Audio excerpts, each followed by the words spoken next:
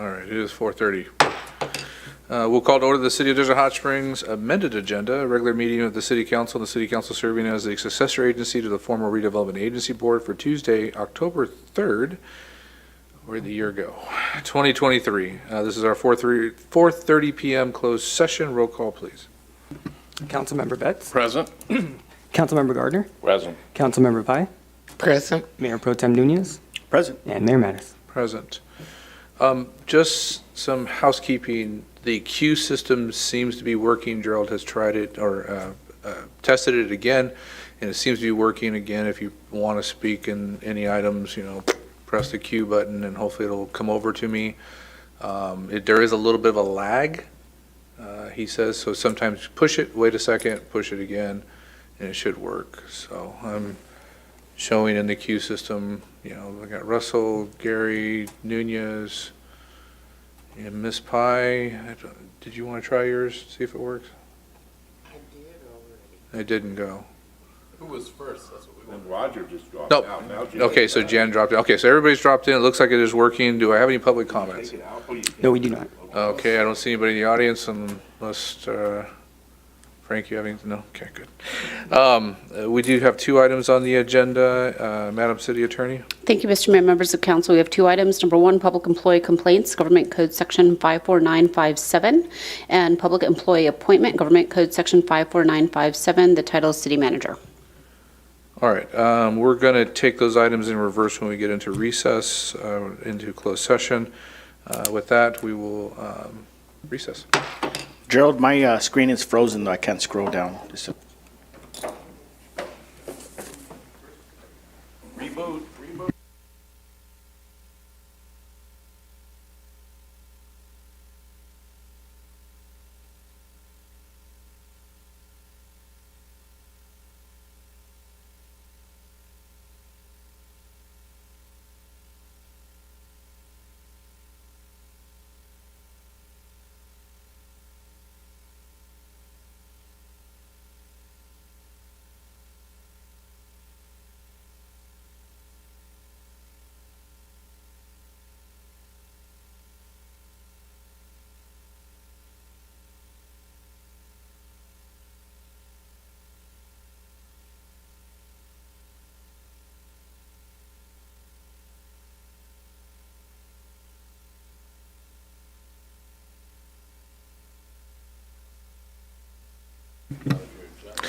All right, everybody, we're going to start our presentation period time. We're back from recess from closed session. We're going to start with our first item, which is the downtown public art presentation. Eric, you got an introduction? Yes, hi, good evening, Mayor and Council. Today we actually have Dave Amos. He is one of the professors at Cal Poly University. Cal Poly University worked with the City of Desert Hot Springs staff over the last year on developing a couple of different comprehensive plans for the downtown, which you have there in front of you right now. He's going to go over just some of the highlights of what they found and just give you some feedback from what he knows about the downtown. Thank you, Dave. Come on in. Thank you, Eric. Dave. All right, I'll take it from here. Thanks, Eric. Let me just share my screen here. I have a little presentation for us. All right, and I will play this presentation. All right. As Eric mentioned, I'm Dave Amos. I'm an assistant professor in the Department of Community, City and Regional Planning at Cal Poly San Luis Obispo. And from September to March of last year, me and 15 of my graduate students got to work with Eric in the City of Desert Hot Springs on a downtown vision plan. So these are the students. Like I said, they're all graduate students. They've since graduated. Hence, I'm giving this presentation. I usually like my students to give the presentations, but they are all mostly gainfully employed somewhere else, which is really great. But I'm happy to give this presentation. It gave me a chance to dust this off a little bit. I haven't had a chance to look at it over the summer, so good to be back. So what did we do? We initiated our project by doing a background report or an existing conditions report on downtown. So that meant looking at every single plan, policy, program that impacted downtown Desert Hot Springs from the local, state, and federal levels. to better understand the state of the downtown. We also did a site visit and conducted community outreach through a few events, which I'll talk about, to gather input from the community about both what the existing conditions are like, what their vision is, and then eventually, sort of what programs and policies they would like to see for the improvement of downtown. And that led to, again, this existing conditions report here at the end of the fall term, about November, December. And finally, in the winter term for us, so about January through March, we're really focused on our concept plans. This was an opportunity for the students to dig in and to try to, now that we sort of understood what we were facing, to research and evaluate possible solutions to the problems we heard from the community. The community gave us. We also produced a video for social media, sort of summarizing our findings for the public. For those of the members of the public who don't want to read like a multi-100-page set of background report and policy plans. So that was our work. I just wanted to briefly go over the outreach efforts to, share what we did. So we tabled at local businesses, particularly grocery stores. We also tabled at Veterans Day events in November to get a sense for existing conditions. What do people like about downtown Desert Hot Springs? What do people think was a challenge around Desert Hot Springs? And then, some visual preference type things like, well, would this fit in downtown or would this fit in downtown? And we got some great feedback. And it's just a way for us to introduce ourselves to the community and start the process to work on downtown. And then we conducted, so these are photos of that tabling event. You can see on the far picture there that what are the assets and what needs improvement, like folks put down dots and then share with us their thoughts. So we went to a few different spots in town to do that work. And then we did visioning outreach. So this was in January. We wanted to get a sense for what the community's vision for downtown was. We had heard what was good, what was not so good about downtown, but what did the community want to see in the future? So at City Hall in January, we held a workshop. I think we had about like 30 people attend thereabouts, and we led them through a few activities. One of which was a Mad Lib style activity where we presented sort of a fill in the blanks vision statements and had community members working in groups to fill out those vision statements. Which was a fun activity, and it got them a chance to like really sort of do the planning themselves and determine what the vision should be.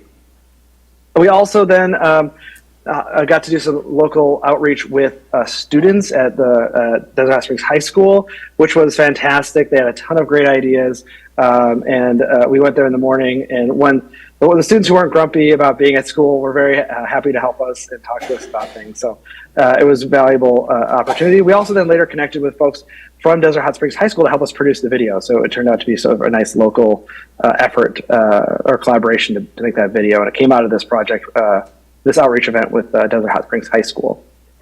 So I want to talk to you a little bit now about the findings from the report. It's going to be hard to summarize the findings.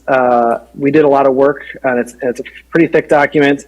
One thing that we did, so the policy document, the final vision plan, contains recommendations for policies, goals, policies, and implementation measures that the city can take to, if they choose to take and then later adopt, might make a positive impact on downtown. So this is just, I screenshotted a piece of this report from the land use section.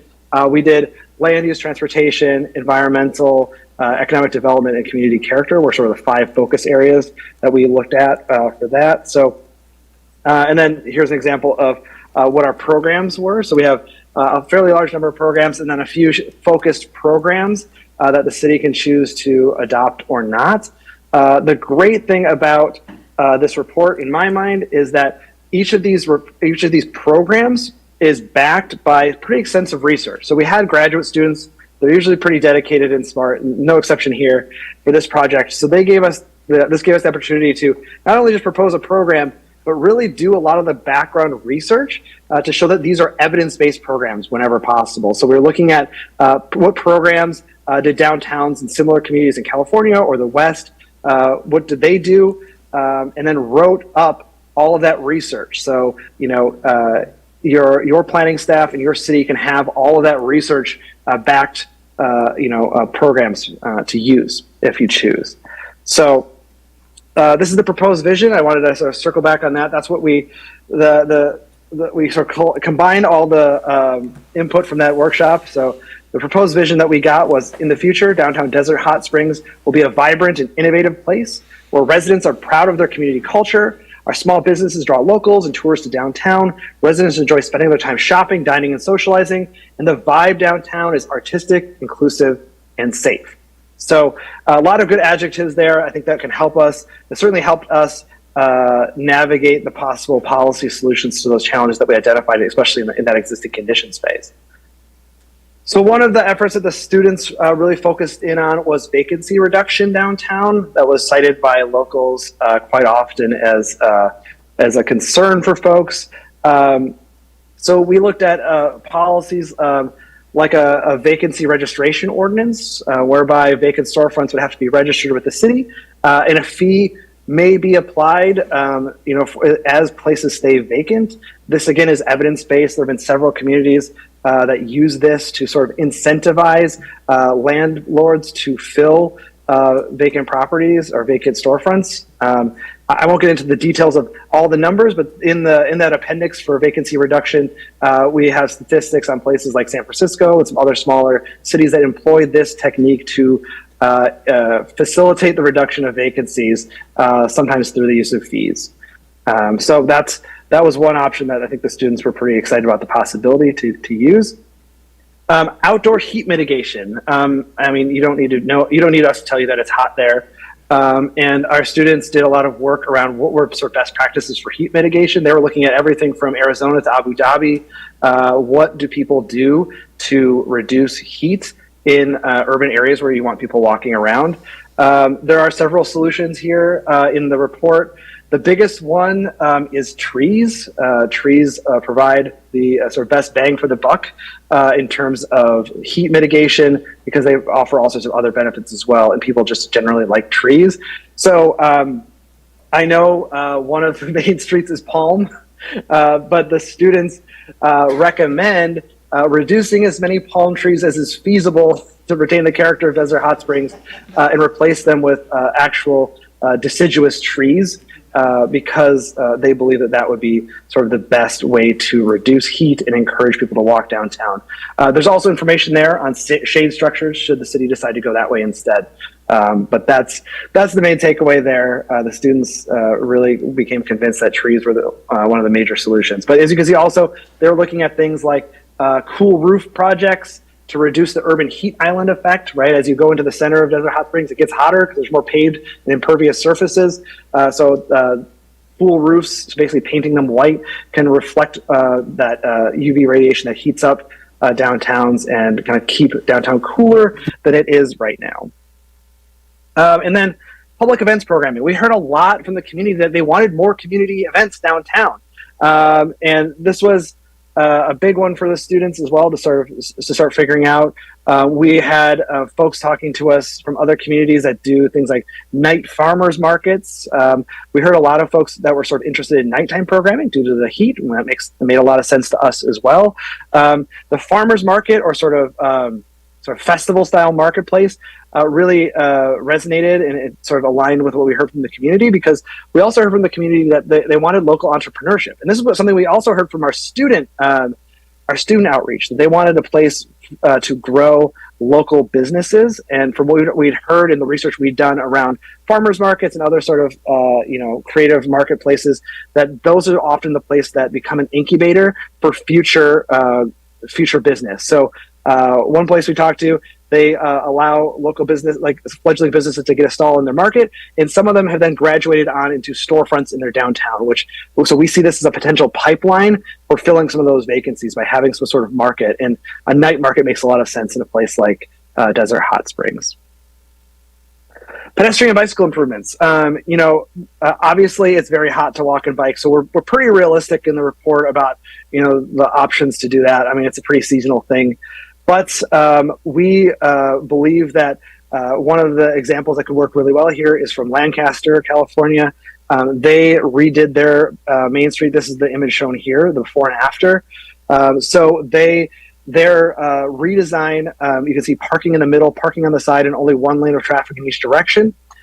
This lowers traffic, which increases safety, reduces the crossing distances, which encourages walking because it makes people feel safer.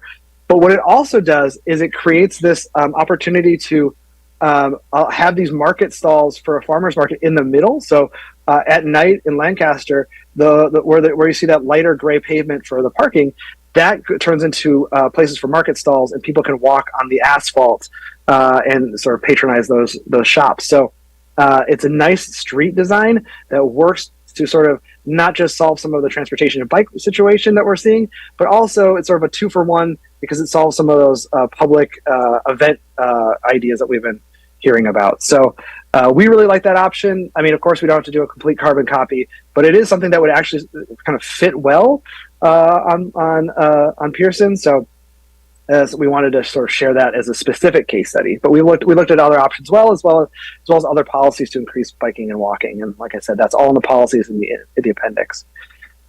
And I believe the final one that I want to highlight today, we have at least 14 appendices with detailed information, but I'm just kind of going through the highlights right now, was community safety. And this was one that was, crucially important.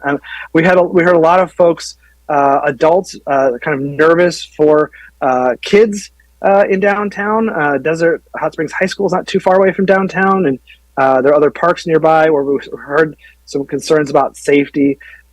So an emphasis on safety was a top priority. One of the ways that the students thought that Desert Hot Springs could implement some of that as a starting point is actually having a downtown organization that was separate from the city, even if it was very small initially. I mean, we understand that the retail base is not huge just yet. And of course, it would have to be sort of a voluntary member organization, but some initial dues could help pay for some safety improvements, and then could eventually lead later on to some sort of downtown ambassador program where we'd have 1 or 2 folks kind of just downtown during key times to, make sure litter's cleaned up and just have eyes on the street to ensure that downtown is a safe place during hours when currently people feel less safe than they otherwise should. So again, downtown organization is a big sort of idea we have, and then the sort of the community safety ambassador program. And that's all I have. This is actually the video that the students produced, but I don't know if that's going to work audio visually. So I won't try to play it, but you guys have all of our final documents and the video, which you guys can check out on your own. And I talked quite a long time, but if you guys have questions for me, I'm happy to answer them. And again, I just wanted to say that it was a great opportunity for the students. We really enjoyed working with the City of Desert Hot Springs. You were amazing hosts. And we hope that at least some of these ideas could be useful we know that this is sort of the start of the downtown process. We were happy to sort of kick it off for you, and we're excited to see where it goes. So thank you. Mr. Amos, thank you very much for the report. I'll open up to questions of the council. Ms. Pai, anything?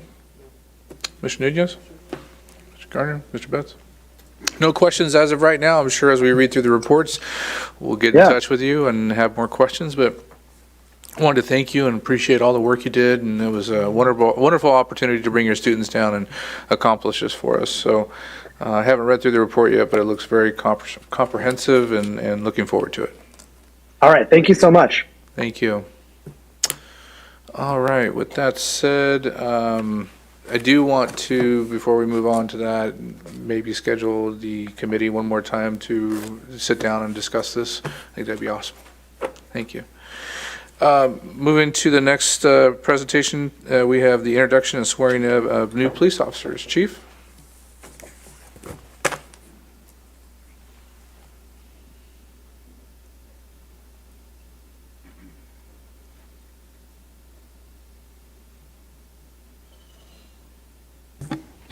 Good afternoon, Mayor, City Council.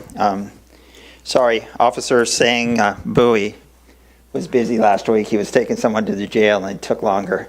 Otherwise, he would have been here at the last meeting. That is an excusable absence. Okay, Officer Sang Bowie. Please welcome Police Officer Sang Bowie. Officer Bowie was born and raised in Vietnam. He moved to the United States in 2008 and has lived in the Coachella Valley for over 10 years. Officer Bowie graduated from California State University, San Bernardino, with a Bachelor of Arts degree in criminal justice. On June 15, 2023, Officer Bowie graduated from Riverside County Sheriff's Department's Basic Academy. And I think I'm doing the pinning, so let's hope that this goes well. Uh-oh, I would have wore a vest.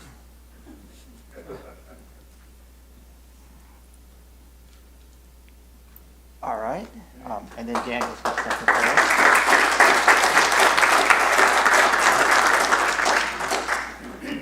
Please raise your right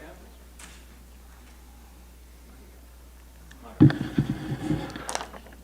Do you, Sang Bui, solemnly swear or affirm that you will support and defend the Constitution of the United States and the Constitution of the State of California against all enemies, foreign and domestic, and that you will bear true faith and allegiance to the Constitution of the United States and the Constitution of California, and that you take this obligation freely without any mental reservation or purpose of evasion, and that you will well and faithfully discharge the duties upon which you are about to enter.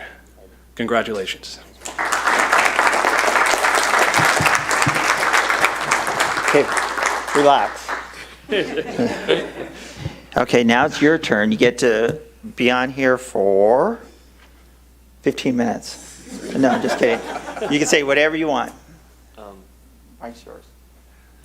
He was joking about the 15 minutes. He Let me It's time actually myself. 12 minutes. Apparently you do notice that I have a strong accent, so trying to hang so to bear with me. Okay, I've been living in the desert for 10 years, and my dad was working for the U.S. government for a long time back then with the Vietnam War, and my brother's also a peace officer. And living here, being with all the awesome people I work with, I can't thank them enough for the thing that they taught me, and hopefully I can learn as much as I could and serve the city of Desert Hot Springs.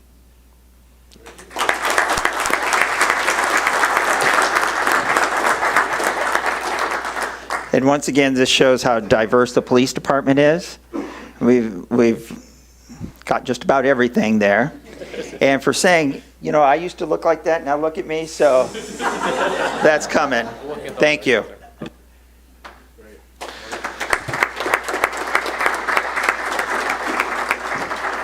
Thank you, Chief. And with that said, we have about 10 minutes for the meeting starts, so we'll recess until then.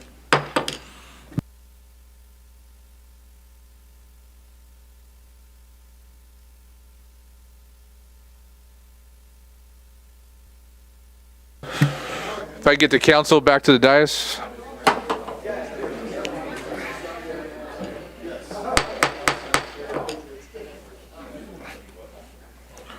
I don't know if the mic's working.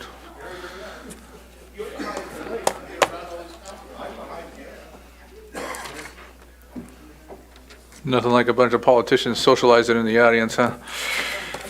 Chased your council respectfully.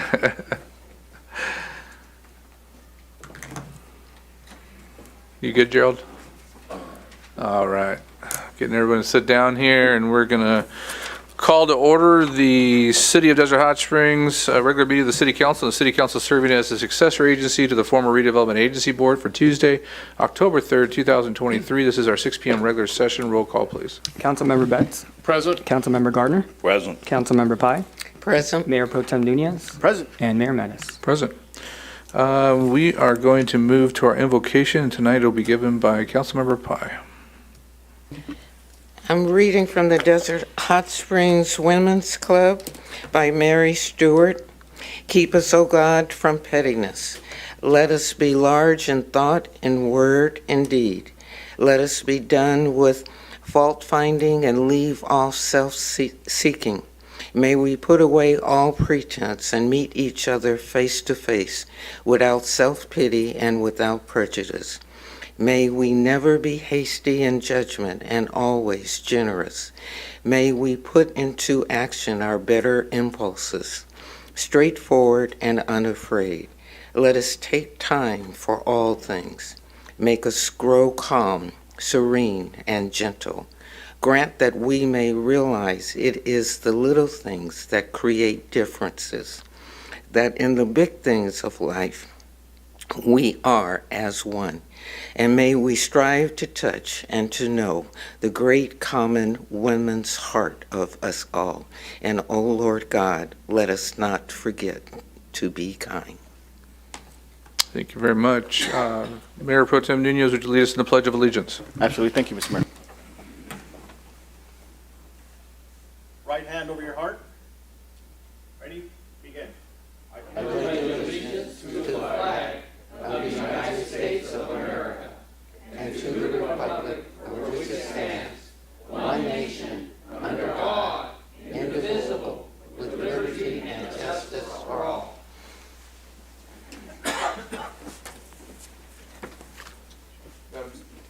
Madam City Attorney, would you report on closed session? Thank you, Mr. Mayor, members of council. We do not have any reportable action.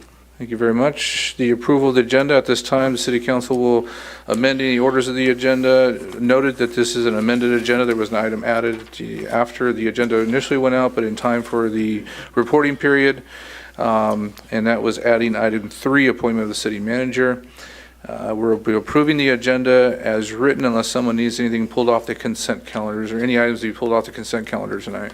Yes, I'd like to pull item 13 back from the consent calendar for purpose of amendment. Okay. Any other items? Somebody queue. I see nobody coming forth. Is there anyone in the audience who would like to make any comments on any items on the consent calendar besides item 13? I see nobody coming forward. We'll close public comments on the consent calendar. Mr. Mayor, I'm sorry, I'm thinking I voted no on item 14. So you just wanted to reflect that? Yeah, thank you. Okay. Any votes that were made during the initial items, initially will reflect the votes at that time. So is the motion to, would anybody like to make a motion on the agenda? So moved, Mr. Mayor, with the add-ons and callbacks. Thank you. Pulling up 13? Yes, sir. All right, there's a motion on the screen. Is there a second on the screen? Please vote.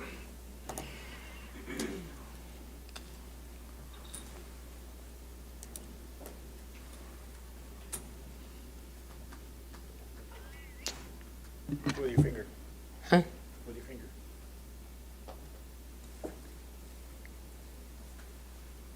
Motion passes unanimously. You might be double tapping it. Sometimes if you tap too quick, it'll. No, oh. I got, Did you? Cheryl gave us education fees for the night. We can't use the excuse that the system's new anymore, but we will still use this excuse the system's newer to us. We're still trying to figure it out. All right, with that said, it was unanimous by the city clerk. We're going to do things a little differently tonight and not follow the agenda completely. We have kind of an exciting evening for all of us here in the city. We're going to be moving item 3 from the administrative calendar up to right now. And with that said, there is a staff report that's been printed for the city council. This is a recommendation to appoint Frank Lucchino as the city manager of the city of Desert Hot Springs and approve the employment contract, which will start on the date of November 6, 2023. Just some back history. On February of 18, the city accepted the resignation of the prior city manager and appointed Doria Wilms as an interim city manager. The city hired Bob Murray and Associates to recruit for the city manager's position. The city received 29 applications and ultimately selected Frank Lucchino as its next city manager. Therefore, Mayor Mattis and the city attorney, Ms. Marahi, met to negotiate the terms of the employment agreement. And the fiscal impact to the city of Desert Hot Springs will be a wage of $235,000 annually, deferred compensation of $12,000, auto insurance or auto allowance of $7,200, and standard paid time off, vacation, sick, and administrative time, and finally insurance contribution as a city employee. We'll open it up to any comments from the public at this time. I can see no public comments. Frank, would you like to wave your hand out there? That is Frank in the audience with his beautiful family. I'm going to give him a minute in just a second, but first I'd like to have any comments by the city council. Let's go with a motion first and a second, then we'll open up the comments. I'll move that we adopt the appointment of the city manager, Mr. Lucchino. I'll second. And there is a motion and a second. We'll get it on the screen. I'm going to start with, it's been a process that we outlined in February with the Bob Marine Associates, and go figure, government stayed on the timeline. So we had basically put it out there that the city council would review contracts under Bob Murray Associates or under applications, I should say, sometime this summer. We stayed on that time frame for the most part, interviewed, and we found multiple candidates. I wanted to thank all the candidates and every application that was put in for this job. It means a lot, I think, from the city of Desert Hot Springs to see 29 interested parties for that seat here in Desert Hot Springs. We narrowed it down to a handful of candidates, and we interviewed. City Council came up with a consensus, and we moved forward with negotiations with Frank. Frank's going to introduce himself in a minute. He has a long history here in Southern California and been a city manager in 2 other locations. There will be a press release going out after the vote so the press understands, and again, Frank will start his duties in November, but will probably be a face in the community for the next month while doing that. I wanted to thank Bob Murray and Associates, especially Valerie Phillips, who is the owner and managing partner of that firm, who actually did the recruitment for us and helped us find Frank. It's been a really enlightening process. And with that said, I hope all of you as staff members will understand our choice, and I think you will once you meet Frank.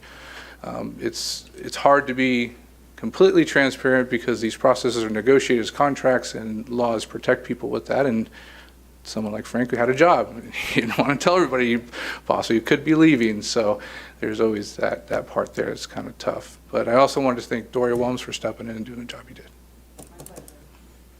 Ms. Pye?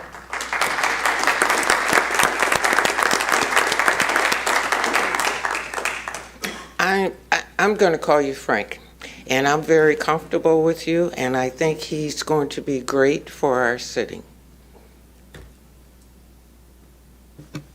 Thank you, Mr. Mayor. Sorry, going down the line here. I think you said it, you took the words right out of my mouth. All I can say on behalf of the residents, let's move mountains. Let's do it. Thank you. Mr. Gardner? Yes. It was an interesting process, I will give you that. I was very impressed with Mr. Lucchino, and I'm really looking forward to seeing the opportunities that come before us with him leading it. And I will echo what the mayor said. We owe a huge debt of thanks to Doria Williams for everything this summer, getting us through the floods, getting us through the fires, getting us through everything else. We couldn't have done it without you, Doria, and we're looking forward to seeing how things move and improve in this city. Mr. Betts? So I think this is probably the most important decision a city council makes. And I know as I was going through this process, I was looking for somebody that had financial acumen and experience. And as you go through this process with, was it 27 candidates? Was that right? 29. You really get a good read on who stands out, and there are some weaker candidates. And Frank stood out as just exceptional. And I really want to commend the council. Sometimes we don't agree, but when it gets to closed session and taking on this kind of business, it was unanimous, and everybody worked really well together. And Mary did a good job guiding this process forward. So I'm really excited to have this taking place, this change, this new blood coming into our city. Yes, ma'am. I forgot. I need to compliment her. And Danny also. They hit the ground running. They kept the city going. You did a lot of stuff. And all the staff did it too under your tutelage. Thank you. I'm going to take a vote just to make sure it's official, and then I'm going to give you the floor, Frank. All those in favor, please vote. Aye. Vote on the screen, please. I don't, Mr. Mayor, we already voted. I thought I was back at CVAG this week for some reason, asking for the vote. Motion passes unanimously. Welcome, Frank.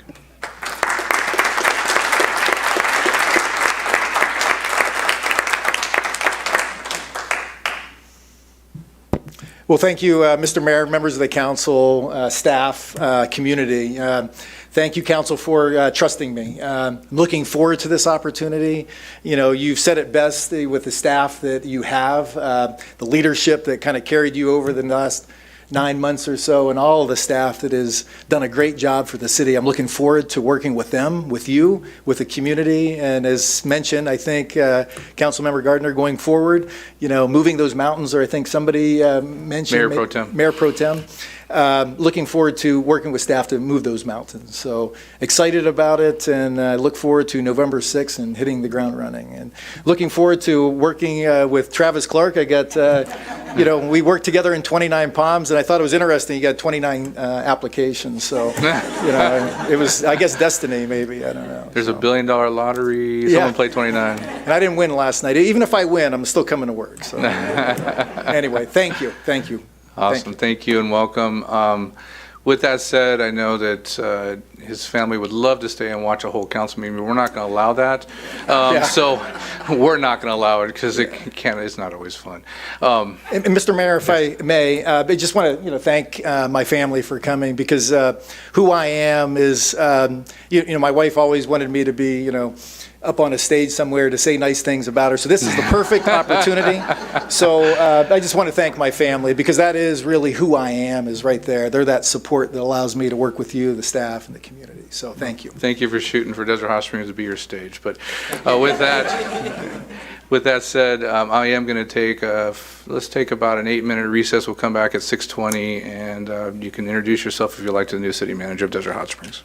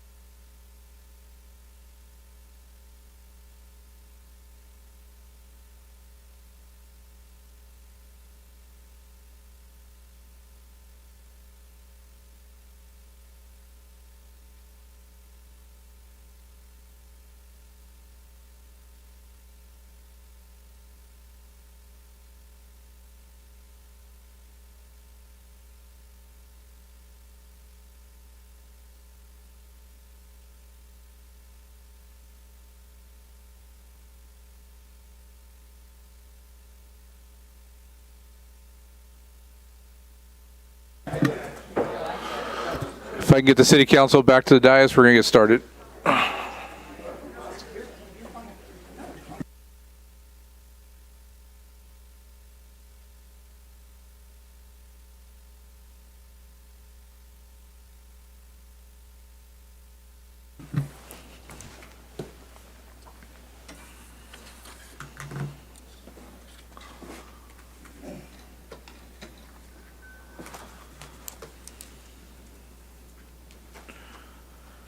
All right, I'm going to call the meeting back to order, and we're going to now move into public comments. Anyone that has, at this time, city council may, I'm sorry, wrong paragraph there.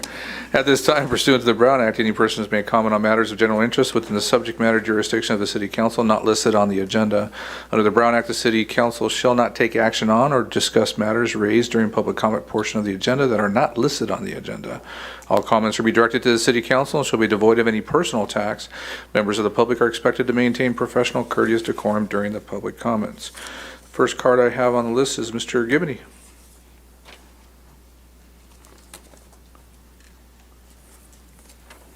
Thank you. The presentation was a bit terrifying and more in a complicated way because you guys are funding the control of the average person out there, the taxpayer, while you legislate the public into compliance with telling them they may be fined if they don't have their own business filled. And while you create new industries, because creating new industries is mostly what it's all about, all off the back of the phony average person caused climate change, right? We all have to submit to government because of something that nobody can ever research. The reason that you guys get away with a lot of this stuff is because of the ignorance, the really, really dumbed down public. Recently, there was a teacher that came out, teaches middle school, and told us that the 4th grade level, reading level, is what his middle school students are at. I'm gonna just say this. I teach 7th grade, they are still performing on the 4th grade level.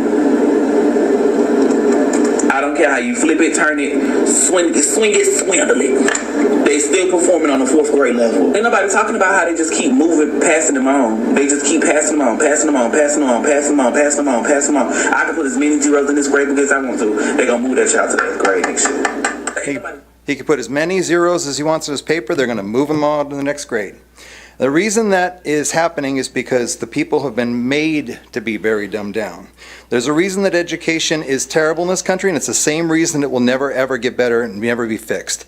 It's never going to get any better because the owners of this country, the people that come and sit here and want you to pass the things that they want you to pass for their big, huge, wealthy profits, they sit here and they tell you that you better pass this. So you work for them. I'm talking about the real owners. Forget you guys as politicians. You guys are put there to think that to make the public think that they have a choice. They don't have a choice.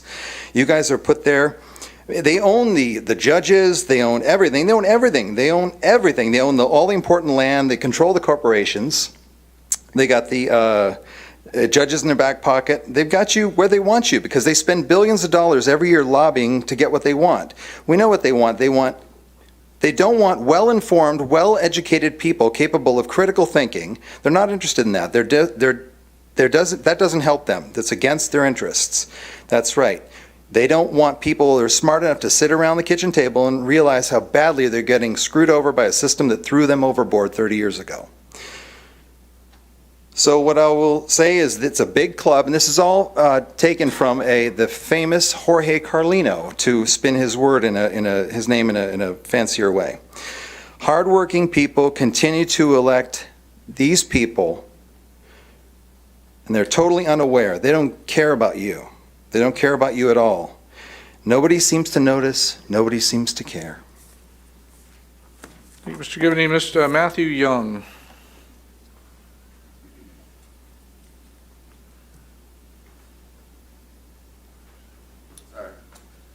I'm a little underdressed. Well, I'm a citizen here. I've been living in Desert Hot Springs for 10 years. And God never really prepares you for a speech in front of all you fine people. But I am a devout Christian and love God with all my heart. And I love that you guys want to move mountains, but just remember, God only can move those mountains. So you definitely would need his help. How you doing? Good. I don't want to speak from my own mouth. I want to speak from the Bible. Okay. You are the salt of the earth, but if the salt loses its flavor, how shall it seasoned? How shall it be seasoned? It is then good for nothing, but to be thrown out and trampled underfoot by men. So that means basically we have to work hard, relentlessly.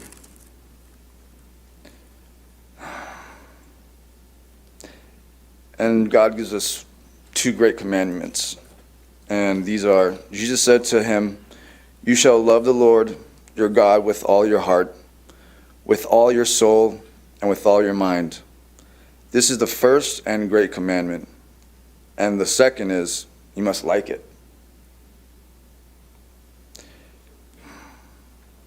You shall love your neighbor as yourself.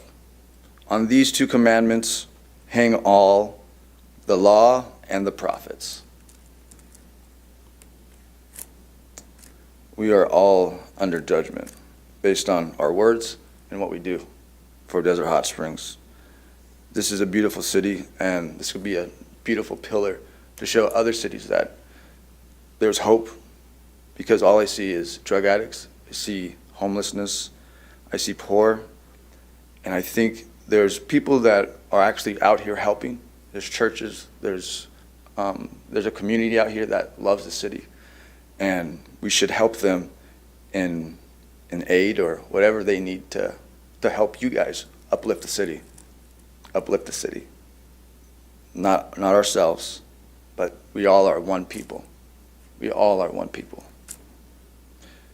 And the last verse, if I could find it, is,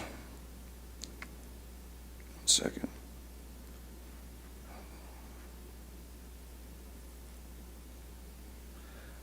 I love the Lord because he has heard my voice. Mr. Young, unfortunately, it's your 3 minutes. Okay. I thank you, though, for your time, and you're more than welcome to come back in 2 weeks and continue at that point.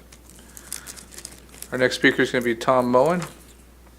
Well, God loves you all, and just let Thank you, Mr. Young. That's all. religious the time we be have. Thank you. part of their politics as well. Thank you. It's their compass. Good evening, City Council. I'm Tom Moen, 44-year resident of Desert Hot Springs. And I thought I would share to you tonight what is the fundamental foundation of Desert Hot Springs. Mr. Yerxa and Mr. Coffee kind of got things started in the promotion of our desert. I first learned about Desert Hot Springs when I was a little boy back in 1966, when my grandmother started out being a snowbird coming down from Spokane. She operated a nursing home in Spokane and came down to Los Angeles for hip surgery, and the doctor botched the surgery, and she was in a wheelchair. And the doctor told her, "Get used to that wheelchair. You're going to be in it the rest of your life." Well, her sister had been a professor at La Sierra University and at Walla Walla University and knew folks here and used to vacation here. And she said, "You go on down to Desert Hot Springs." So she did. And she decided to spend the winter here. And she started out getting in our hot springs every day, twice a day, and exercising. And after she'd been here about 2 to 3 months, she sold the wheelchair. She wanted to burn that bridge because she wasn't needing it. The fundamental part about Desert Hot Springs that attracted everyone here is those very hot springs. The mayor knows that. His grandfather ran one of the best hot springs here. And he was a good man. Now, in Desert Hot Springs, we're worried about so many things, we shouldn't forget our basics. We shouldn't forget why people came here in the first place. I came here at the invitation of my grandmother several years later. But Desert Hot Springs isn't just tourism, it's health and wellness. And I know a Bible verse too that I think is good, and I'd like to quote that tonight. It's found in Psalms 33. Behold, how good and how pleasant it is for brethren to dwell together in peace. Thank you. Thank you, Mr. Moen. Brian Brodowski. Brian, this is the last blue card I have. Anyone want to speak on items that are not on the agenda tonight? This is your second call. Good evening. My name is Brian Brodowski. I am the current president, actually a rehash, of the Desert Hot Springs Rotary Club, a club that has just celebrated our 75th anniversary, 15 years older than Desert Hot Springs itself. In those 75 years, the Rotary Club has provided community service and support for our city. Many, if not most, of our founding fathers, John Furby, Jack Webb, Al Horton, Bill Houston, Scott Mattis, oh, you didn't realize Scott was that old, were our active members and helped make the city what it is today. Our club continues to provide many community services and fundraising. Scholarships to the tune of almost $20,000 for graduating students, sending 11th and 7th graders to leadership camp in the mountains to the tune of $350 to $400 each. Run programs at the elementary school, middle school, and high school through the Interact and Early Act clubs, teaching kids about leadership, community service, giving, and international awareness. Running the speech competition for 5 years, teaching kids the dynamics of public speaking, hosting a music competition, hosting the Happy Healthy Halloween coming up shortly, working at Food Now with some of our volunteers, hosting upwards of 30 veterans for breakfast prior to the city's Veterans Day event, raising money at our comedy night coming up in November, the Amex Golf Tournament, Tour de Palm Springs, and our biggest event most of you have been to is the Big Heart Award, celebrating the best and brightest of Desert Hot Springs. And rounding out our year is always the Desert Hot Springs Appreciation Day in June. So this club is busy, and we thank you for your time and your continued support. Thank you. Thank you, Brian, for all your service to our city, and I am not a founding father of Rotary, even though on council we age ourselves in dog years, so for every year I'm on the council I lose 7 years of my life, so yeah. With that said, I have no other public comments. Anyone's final call for public comments on items not on the agenda? Nobody coming forth. We'll close public comments at this point. We'll move to the city manager's report. Thank you. Good evening, Mayor, City Council. I'm going to start tonight with Jeffrey Buckheim, for our Administrative Services Director, for financial highlights. Good evening, Mayor and council members. For our financial highlights for fiscal year 23-24 with the General Fund and Public Safety Fund, our revenues as of September 30th are $2.4 million, which is at 7% of the adopted budget. Last year at this time, we had $2.6 million in revenue, which is 8% of the budget. And 2 years ago, we had $2.6 million in revenue, which is also at 8% of the budget. For expenditures for this fiscal year, as of September 30th, our expenditures were $8.5 million, which was 26% of the budget.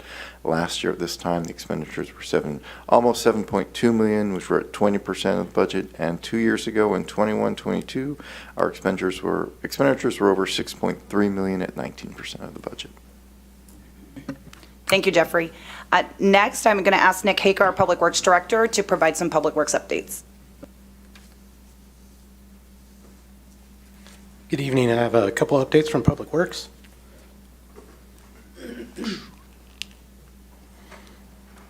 Sorry, I jumped ahead. The first one is 8th Street Sidewalk Project. The contractor has been in the process of removing, forming, and installing curb, gutter, sidewalk, and ADA ramps. This project is located on 8th Street from Palm Drive to Warman Park on the north side of 8th Street. Changeable message signs. The contractor poured the reinforced safety wall and the pad at the Palm Drive location. The next step is to erect the poles once the concrete is cured. Police Tentative Improvement Project. The contractor has started the demo phase of this project. The project is located within the police station.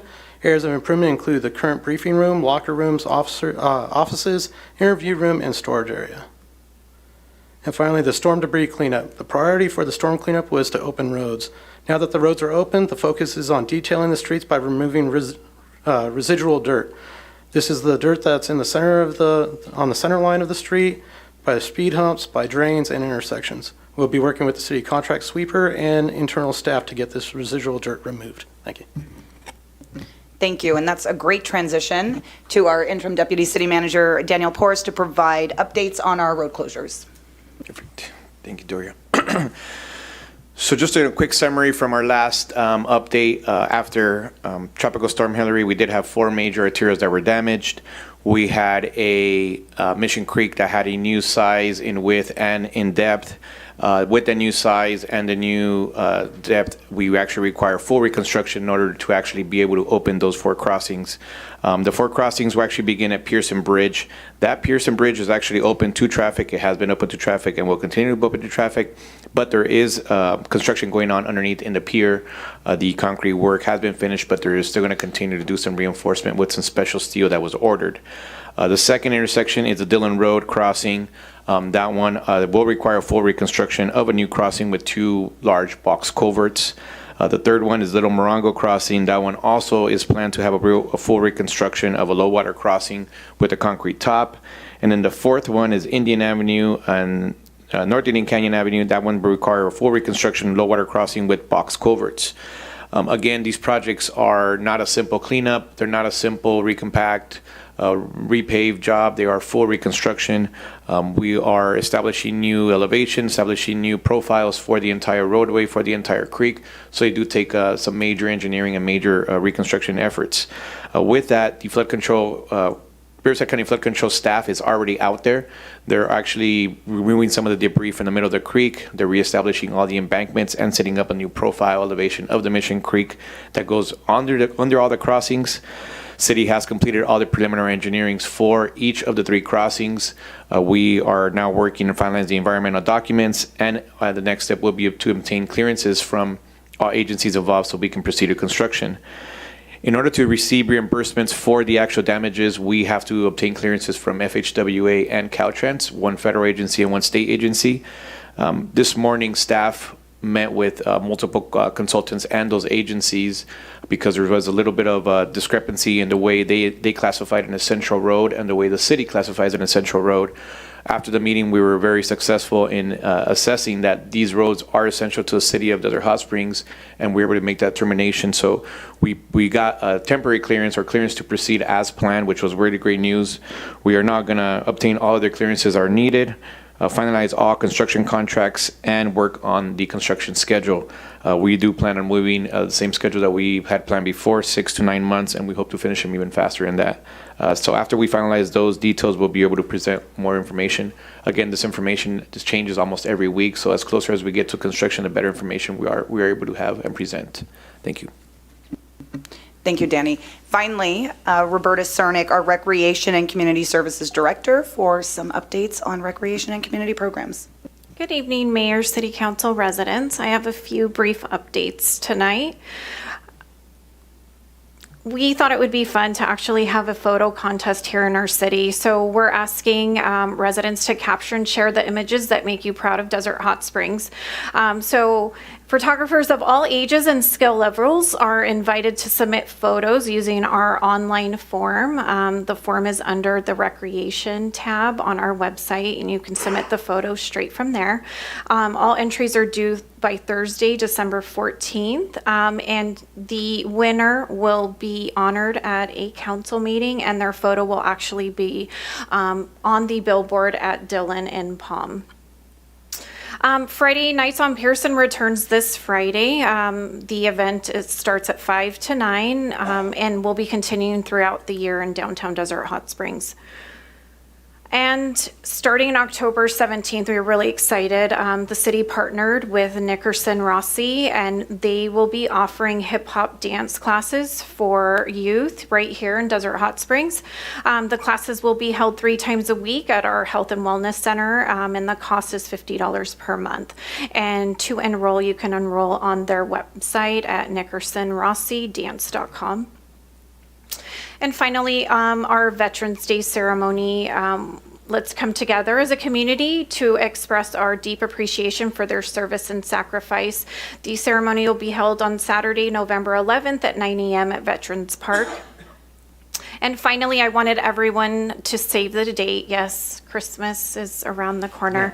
Our annual Parade of Lights and Holiday Festival will be held on Saturday, December 9th from 5:45 to 10 p.m. And the parade route starts at Mission Lakes and ends at 2nd Street. And actually, this year's theme, because it was our 60th anniversary, is going to be Christmas traditions from 1963 to 2023. And immediately following, we'll have our annual holiday festival with our carnival rides, face painting, cotton candy, pictures with Santa, and food vendors and live music. Thank you. Thank you, Roberta.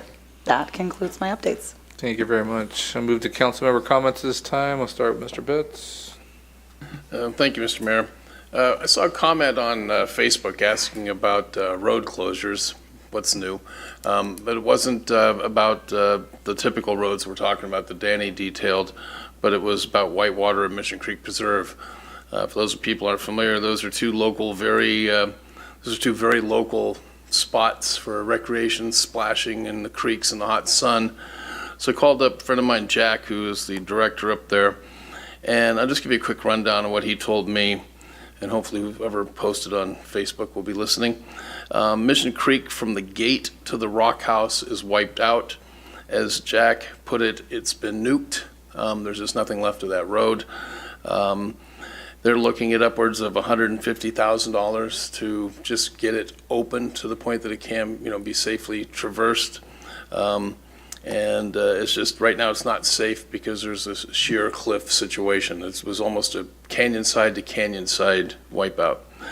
Whitewater Preserve, the good news is the buildings and infrastructure of the ponds survived. They were not impacted, but most of the road on the way up there was wiped out. They're working on a temp road, but not even that's done. They don't know if the culverts and the concrete crossing that were installed following the Valentine's Day flood even survived. They think it's going to take them another 2 weeks to get there to even assess that situation. There was so much logs and debris and driftwood came down. They've got to clear all that out, and they can't do a chip and grind situation on site. They actually have to haul it out because it's all laced with rocks and gravel, and it'd be too dangerous to chip it. So they've got a huge monumental task up there. They're on their efforts right now to get paths for equipments to get in to start clearing. So that's how devastating that was. Since our last council meeting, so there's your reports on those two roads. Since our last council meeting, I met with the new general manager of Mission Springs Water District. It was a get acquainted meeting and to discuss some issues. Very good meeting. I enjoyed it.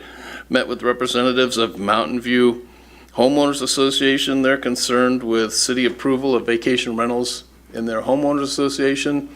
Their homeowners association does not allow them, so they had some concerns in that regard. That'll probably be coming up at a future agenda meeting. On September 21st, I enjoyed my birthday, but I also enjoyed International Peace Day celebration. And I provided a welcoming comments to the participants at that event, and then some opening remarks.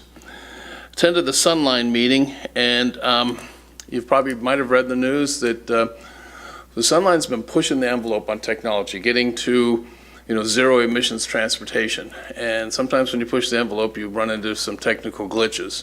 And Sunline's running into those now. They have 24 buses that run on hydrogen, which is just puts out no pollution at all, just water dripping from the pipes. But we also make our own electrolyzer that powers them. So they're having problems with the electrolyzer keeping up with 24 buses trying to make their rounds. And it's impacting routes. And everybody's working on it. Sunline went ahead and authorized the leasing of some buses temporarily to keep things going. So to anybody who's noticing longer wait times, the Sunline's aware of it. I'm your representative on that board. If you want to call me, I'm certainly happy to take your calls and explain in more detail. But they're aware of the problem and working on it. Attended a ribbon cutting at, I think it's called Desert Bakery. Roger and I were there. Is that the name, Desert Bakery? Yes. And it was a nice event. Wow, that was one of the better ribbon cuttings I've been to. They gave away a couple of big screen TVs and a few other things. I couldn't believe it. I didn't stick around to give away the TVs, but we had a nice time there. It was good. Had continued interaction with residents on a bunch of issues. Happy to hear that the sand on the roads is getting dealt with. Thank you. That was great to see that in the report. I've heard that paint markings are faded on Palm Drive between Dillon and the I-10, so maybe we can add some painting to the schedule. I covered that with staff today. I'm getting concerns about Power Trip Festival. That's the Coachella thing. People who have issues with vacation rentals are worried about, there are going to be a bunch of wild parties in town, so they're hoping, and I'm hoping, that staff will double the efforts on compliance. We continue to get complaints about vacation rental noise. I wish I could play the sound clips of, they're being sent to me, of these people who are actually listening to this, recording the noise, and it's just horrible that people have to live with this. And then another issue came up on the stop sign at Pearson and 62, and I talked to Danny about that today in a meeting with him, and I understand we're pressuring Caltrans. I would really like to see that addressed. We've got a flashing light out there that's still not working. One other issue I noticed, and I feel a little bit disappointed myself, that there hasn't been a register of demands up here in quite a while, and the check register, and it used to be once a month we would get that. So I'm hoping by the next meeting that the check register will be reappearing into our agendas and continue so on a regular basis. It's important. People like to go through and read that. I had somebody call me and say, when are you going to put it in there again? I don't know if they're watching to see how long it was going to take, but I was a little surprised. So if we get that taken care of. And finally, Bernard Hoyes got quite a award. He approached me back, was in May, asked me if I could write a letter of recommendation for him, which I did. And whenever you write those, you wonder, well, is anything going to come of this? And then I got news through a city press release, and city did a real good job announcing that he's gotten an award to do art here in the city. So that's wonderful. Everybody in the community is looking forward to that happening. Mr. Mayor, that's all I got. Thank you. Mr. Gardner. I think the city manager was going to say something. She started. I was only going to mention something about the register of demands because we had previously spoken about that. So Jeffrey Buckheim is actually in the middle of implementing a new software, and that will be coming in November on the agenda. No, thank you. Wanted to first talk about mosquitoes, since they have really proliferated so much this year, and I serve on the Coachella Valley Mosquito Vector Control Board. And you may have heard there was detection of West Nile virus in a mosquito here in Desert Hot Springs last week. Fortunately, it was just one mosquito. They came out, as they always do when they detect West Nile virus, set out a bunch more traps, and all known sources have been monitored and treated as needed, and we don't have that many sites here. Signs posted in the area of the positive, and additional signs will be posted throughout the week, but the one positive mosquito was on 20th Avenue west of Palm, so there's not a lot of people down there anyway. We're surveilling it, retrapping, and based on that, the district will decide if we need further control. Now, just to put that in comparison, throughout the rest of the valley, 70 mosquitoes last week were tested positive for West Nile virus. We had one. So it's nothing really terribly concerning at this point, but the Vector Control District does jump out and do that. And I was asked, how come Palm Springs and Cathedral City and other cities have been getting more attention in the media for mosquitoes? And that's because they have had all of those West Nile virus detected mosquitoes there. And unless we get a significant number of West Nile virus or St. Louis encephalitis virus detected mosquitoes, we don't need to do the aerial spraying or the mobile truck spraying because there just aren't enough of them out there. Gary, forgive me for interrupting, but I think the Desert Hot Springs wind is blowing them down to Palm Springs. I think you're right with that one. That's one of the reasons we don't get a lot. We also don't have a lot of golf courses or ponds or other bodies of water, which helps it out too. On to other stuff. I attended the Joshua Tree National Park Association Bighorn fundraising dinner up in Pioneer Town. JTNPA provides financial support for the park, operates the gift shops and the visitor centers, and Good news for us, they'll be participating in Friday Nights on Pearson with a pop-up retail store starting this Friday, so that'll be cool. The request of Congressman Ruiz, I was honored to speak in the event announcing his legislation to create the Chuckwalla National Monument on the east side of the valley. Now, all of us up here remember we passed a resolution. We were the first city in the valley to pass a resolution urging the creation of Chuckwalla. It will preserve a big section of the desert east of the valley, stretching from the Colorado River, and will include Box Canyon, Rainbow Canyon, Corn Springs, Bradshaw Trail, a lot of areas that are sacred to Native Americans out there, and this will be the first on a very unique national monument, as it will be co-managed by the tribes and the Bureau of Land Management.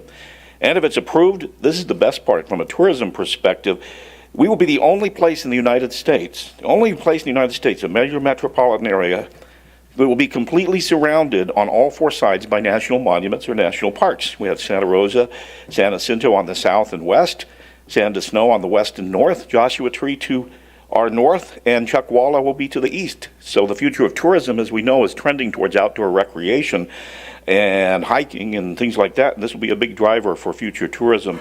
As we build out the national monuments, we can relieve some of the pressure off Joshua Tree. It gets 3 million people trying to squeeze into Joshua Tree every year. If we give them another place to go, we can relieve some of that pressure. Visit Greater Palm Springs Convention Visitors Bureau met, and we also adopted a resolution supporting Chuckwalla. Nothing at the meeting terribly specific to DHS, but we did announce the nominees for the annual hospitality awards, which are in the desert are like the Oscars for hotels and spas and tourism. And I have to say, a big congratulations out to the Good House here in Desert Hot Springs, who have been nominated for a whopping 5 awards. No other hotel property in the valley was nominated for that many awards. Not even in the big Miramonte or any of those guys. Good House got 5 nominations. Azure Palms got 2. Those will be given out later this month, and be excited to see who on there wins. We also had a reception, Visit Greater Palm Springs also had a reception for the grant award recipients for Hispanic small businesses that we gave out last year, and one of which is our very own Dad's Burgers here in Desert Hot Springs. Daniel Sandoval started that up in a garage. I remember driving over to his garage and getting some absolutely fantastic hamburgers. But he was looking to expand that, and he applied for and got a $7,500 grant to help him develop that business. Now, $7,500 does not seem like a lot, especially when we're out trying to find $50 million grants for bridges and things. But $7,500 got him the training and background and software and things he needed to expand his business. So we highlighted him at that reception, and the program will continue. We'll do another round of those grant applications later this year for Latino-owned businesses that are related to tourism. And lastly, Councilmember Pai and myself had a very enjoyable 60th birthday party for the Palm Springs Aerial Tram, same age as Desert Hot Springs, ironically, and it was a great event. Nice to get up in the mountains and enjoy the view back down here at the valley. So that's all I've got. Thanks. Mayor Pro Tem. Thank you, Mr. Mayor. I only have a couple of things. I have a long list. Last week I was asked to help give away some awards for the high school students here at the Desert Hot Springs. It was great to see how many students got awards.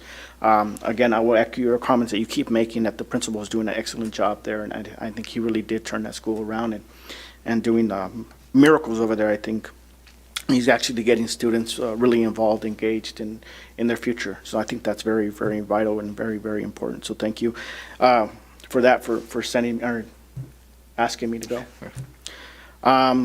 AYSO soccer season starting up in the next couple of weeks, so there's still room for kids that anyone want to sign up, and we're always looking for volunteers, coaches, and refs. And lastly, Mr. Mayor, I just want to wish my wife a happy birthday today.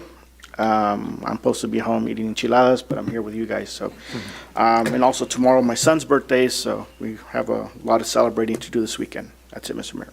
Should have told everybody it was her birthday up front. They might not have talked so much. No, I'm joking. Ms. Pai. Telling me don't talk for too long? Gerald, I'm going to talk about do the right thing. The lady to the left is who I'm going to talk about, and the lady at the bottom, I thought she had the pictures there, were the two that won awards for Do the Right Thing. And I asked Terry Kayover to give me information on one of the kids that did the right thing. And after I read it, I'm going to give it to you. Diamond Button, Desert Hot Springs High School. Diamond is a student at DHS High School, where she was recently chosen for the first all-girl flag football team.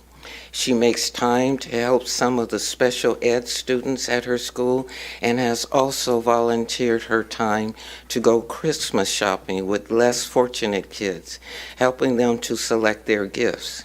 For the last 2 years, Diamond's taken part weekly in the Cathedral City Police Department Explorer program. She has represented the Explorers in many charitable functions they have, as well as participated in the Fontana Police Academy and the San Diego Police Academy. At the academy, Diamond learned about police duties and activities, such as how to clear houses with a gun and to do traffic stops. Diamond also did a full shift ride-along with a Cathedral City officer. In addition to all of her school activities and maintaining an A+ average, Diamond recently started working at a part-time job. Diamond is truly an exceptional young woman. Also, one of the sponsors kept telling me that we always have someone from Desert Hot Springs. Well, the next two people that are doing the right thing is Daniel Allman, from a student at Bella Vista Elementary School, and Anthony Vargas Incisio, a student at Painted Hills Middle School. And this is happening on October 18th. And as I told the sponsor, you keep getting our kids because we do the right thing. Friends of the Library is having on November 4th is having a spaghetti fundraiser at the Elks Lodge on Pearson. On 9/22, I attended the Flying Doctors Awards ceremonies. They help people that don't have health care. And also on the 30th, Seroptimus Day of Hope luncheon occurred. And Dot Reed is very important with this, and she has the Seroptimus House, which helps women in rehab. They have 6 rooms now, and they're hoping to develop more rooms. I'm glad you're still here. The hub is what we're calling the Hacienda Help for Homeless People. And at the last event, there were more people coming. And it wasn't just people that were homeless, it was also people trying to prevent from being homeless. The healthcare district did screenings for people. There was a lady who wanted to get screening, and she needed to know how to get Medicare. And then there was a pregnant lady. She wasn't homeless. Her husband was there. They were able to help her with English and get them into medical care as well. The difference between last time was the city had to get more chairs because there were so many people coming to get the information that they could. I'm going to CVRM tomorrow because CVRM is what's doing the wraparound services. So I've been there before, but it's been a while, so I'm going down tomorrow and finding out exactly what they do. I didn't know they did housing, and so that is a help also. Also, Ophelia is coming back in November. Ophelia is for high school students to help them know that they're important. And this time we've got 21 girls coming. Roberta is on the list. I call her Pastor Randa is on the list.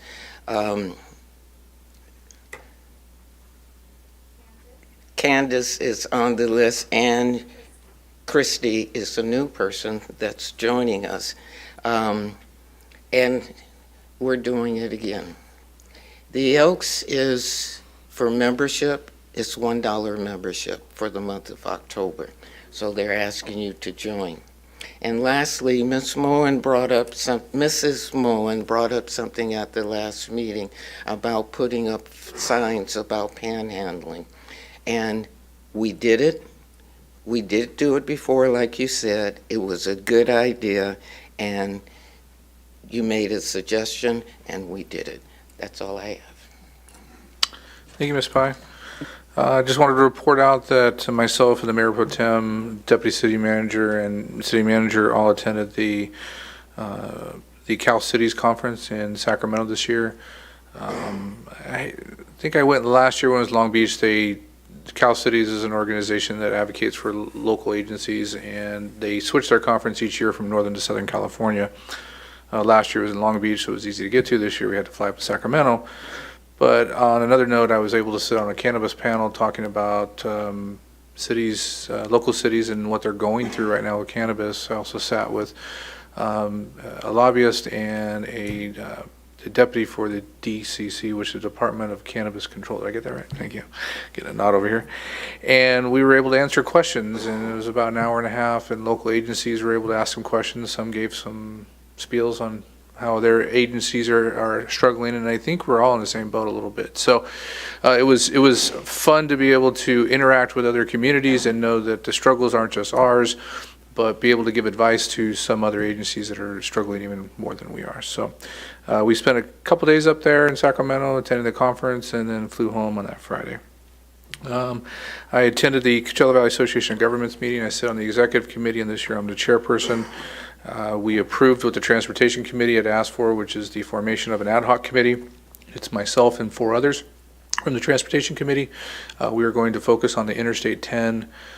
Part of the flow, part of the ad hoc scope will be to focus on the flow of traffic through Interstate 10. If any of you travel down Valley, we're finding that in the Palm Desert area, because of the reducing of one lane, it becomes kind of almost a rush hour traffic scenario, as it does in the metropolitan areas. That's what we're trying to avoid in the Coachella Valley. But as the valley grows, you have to find solutions before they become major problems. And during the major times of the evening and the morning, you're finding this traffic. So how do we continue to flow traffic in the Coachella Valley? We've had a lot of discussion over the last couple of years on the aesthetics of Interstate 10. On you come to this beautiful touristy area here, and it's not very attractive along Interstate 10.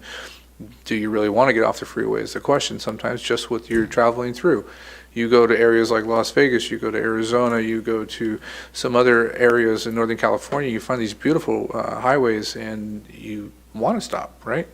So that's part of the scope. We're also going to follow up on the motorist assistance. This is a program in the Western County that Riverside County Transportation has been funding through, I don't know if a lot of you remember the call boxes. There's still a few of them out there. Most everybody has a cell phone now. But fees that came through those call boxes were actually used to be able to do motor assistance.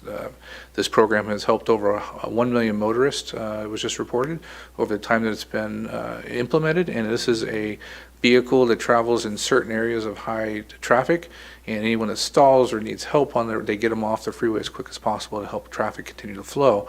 We've talked about doing that here in the valley during the major weekends, but now it's becoming not just the weekends, it's becoming almost every day. So how does this work? question is how do you fund it? So this is another, and then the ad hoc committee really wants to focus on truck traffic through the Coachella Valley, how that's going to look over time with warehouses moving closer and closer to the Coachella Valley. How is that going to look over time, and how do you continue the flow of that and not bog up traffic? So that's some of the scope. I'm excited about it as chairperson. That's one of the things I've led, to try to make sure that we start the discussion now. If we start it now, it might not be implemented for 5 years, but at least it'll be on the books and ready to go. So when we find funding, we can implement something like that. Not much. I don't think there's many other things on the agenda that pertain directly to City of Desert Hot Springs, but I thought that was important. Mayor Pro Tem and I, we sit on a committee called 2x2 with the Palm Springs Unified School District, and we try to meet quarterly with the superintendent and the board member for the City of Desert Hot Springs, John Girardi. They invite some members of their staff sometimes to join in, depending on the discussion. We had a good conversation today, was our meeting, and we talked about what really close to our Mayor Pro Tem's heart is trying to get that track open at the high school for public use. And it's always been kind of a roadblock. How do you get anyone off the street just to walk onto campus and be able to use it while there's kids on campus? So they've been working this joint use agreement for a long time, because it's actually spread out. Not spread out, but it grew to something bigger than just a track. It grew to, they need to use, the school district needs to use our pool. We need to use their baseball field. The school district needs to use our gym, because their gym was under construction. We need to use their track. So, and then there was multiple schools that we use for AYSO and Little League and Junior All-American football. When certain times of the season, we close some parks for overseeding. And so that whole agreement's being finalized, and I think it's going to be a really important agreement for the relationships we have with Palm Springs Unified over time. So we're working on that. I wrote something down in my notes here and can't read it. I'll move to the next one. I wrote that down too. Oh, the general manager, you brought that up. I just wanted to say thank you to the general manager. It reminded me when Councilmember Betts brought that up. The general manager at the water district, actually, the new general manager, met with all the council members, or is trying to meet with all the council members. I don't know if they got their meetings and all yet. But that relationship is really important. They are a governing agency on a water district that's mostly within our community, but much larger than our community. But we have a lot of similarities in projects and everything else, and I think this is going to be a great relationship. A new general manager starting in the water district, a new city manager starting over here, and they both talk water, because Frank had a life before city manager as you were an assistant GM at the High Desert Water Company, so they're going to be able to talk water. So not that water's hard to talk about, but the infrastructure sometimes is. And you're leaving 29 Palms with $50 million in sewer. So they're getting ready to start a $50 million sewer project up there, so that's important for us here. I just wanted to, the 60th anniversary happened, and Roberta, were you at the last meeting? The last council meeting? Oh, okay, so everybody said thank you. I want to make sure you heard everybody. But we also had the Assemblyman's office who came with the Senator's office and gave us a resolution that was really nice to celebrate our 60th anniversary, and it was a resolution from the Assembly, which is really nice, and we're going to hang this in our office. It has the Assembly resolution sticker on there, and California State Assembly, which is really nice. And the reason I wanted to show this was I got on stage and I was a few minutes late, and Roberta was calling me. I mistaken my times. I do that sometimes. I'm getting old. And I got there, and they had this beautiful plaque, and we did the presentation and everything, and I went to grab it, and he goes, "Oh no, that's just a placeholder. We'll get you the real one later." So they did ship it to us, and I wanted to show everybody that we've got this, and it's really nice. So we'll get that up on the wall. We'll put it in Roberta's office. She did a lot of work for that 60th anniversary. And then, then I think I understand my own writing here now. So, but roads, I know you've just heard it from our Deputy City Manager. I put a Facebook post up today on giving a report on that. I know a lot of our council members have been on social media giving a lot of information out there, and I know it's tough. We get it. But again, I just have to reiterate, when you take a wash and you go from what it was to 3-4 times the size it is, and you destroy the roads completely, and the roads sink 10 to 20 feet, it's not an easy engineering fix. But our staff has worked within 43 days. They have worked. They have the plans ready to go. They know what we need to build. Now it's convincing the agencies of this and how that process is going to work, so we can get the emergency funding for these projects. We can devastate our reserves tomorrow and build these roads right away and not have anything in our reserves left for anything, and you can't do that. That's not responsible. So what we need to do is get the permissions so that we know we follow the process, so that the federal and state government reimburses us, just like every other city that goes through a disaster has the opportunity to get reimbursed. We are not a city that can just sweep off the dirt and find a road and patch where the holes are. These are brand new roads that have to be built, and they have to be built correctly before what everybody thinks is going to be an El Nino season. So how do you do that? So please keep that in mind. I know it's frustrating, but it's probably going to be at least 180 days before those roads are open. We have up to 270 days before reimbursements start to whittle away or don't get reimbursed to full amounts. So we're under a timeline, but we are ahead of the game. Desert Hot Springs has all the engineering, they've done all the planned work, they know what we need to do. Now we just need the people that check the boxes to check those boxes and give us the permission to move forward. And that's where Caltrans and the Federal Highway Administration comes into play here. And I know there's been a lot of phone calls with them, and our staff is working diligently to make that happen for you. All right, that's all I got tonight. So we're going to go to our agenda, get this meeting started. Our first item on the agenda is the administrative calendar. Our second item on the agenda, we already took care of the first one, which was the appointment of the city manager. Our next one is the number 4, the ordinance amending several chapters of Desert Hot Springs Municipal Code dealing with cannabis regulations. I have a request, and I think it's a good one. Before the report is given, because I know Christina's just can't wait, I would like the council consider, after she's done with her report, to take this in 2 pieces. One, I believe in the last vote, the council was unanimous on the fact that everything but the dollar amount was unanimous on us moving forward. And I think that would be proper to take all those items as one. The dollar amount itself, which is, it was not unanimous. The council at the first reading had decided, or the first conceptual of this had decided that that the majority stated that it would be $7.50 a square foot. There was a couple of us that said no, it should be $5 a square foot. So I'm hoping the council will bifurcate those issues if they're open to that, and we can discuss them separately. So the first part of it would be discussing of all the pieces of the ordinance, but the square footage. What is that? The square footage fee. Fee? Is that good? The square footage tax. Tax. Thank you. Ms. Newsom. Good evening, Mayor and City Council. As you know, on July 5th, 2023, the City Council approved the staff's recommendations to bring forward amendments to the Desert Hot Springs Municipal Code to 1, modify the definition of cultivation space for the purpose of tax collection, 2, bring forth an ordinance to reduce the cannabis cultivation tax rate from $10.20 per square feet of space utilized in connection with cultivation process to $7.50 per square feet. 3, bring forth an ordinance to align the city's requirements to mirror state law. 4, bring forth an ordinance to allow for a 6-month ramp-up period for new businesses to phase in space for the purpose of calculating tax liability as new rooms are brought online within a facility. As such, the following amendments are proposed. Chapters 3.33 and 3.35 of the Desert Hot Springs Municipal Code regulate cultivation taxes. Chapter 3.33 regulates recreational cultivation, and Chapter 3.35 regulates medical cultivation. Both chapters are proposed to be amended as follows. 1, to lower the cultivation tax from $10.20 to $7.50 a square foot. 2, to amend the definition of space to mean the horizontal canopy related to the grow cycle and to exclude any areas used for storage, cropping, drying, etc.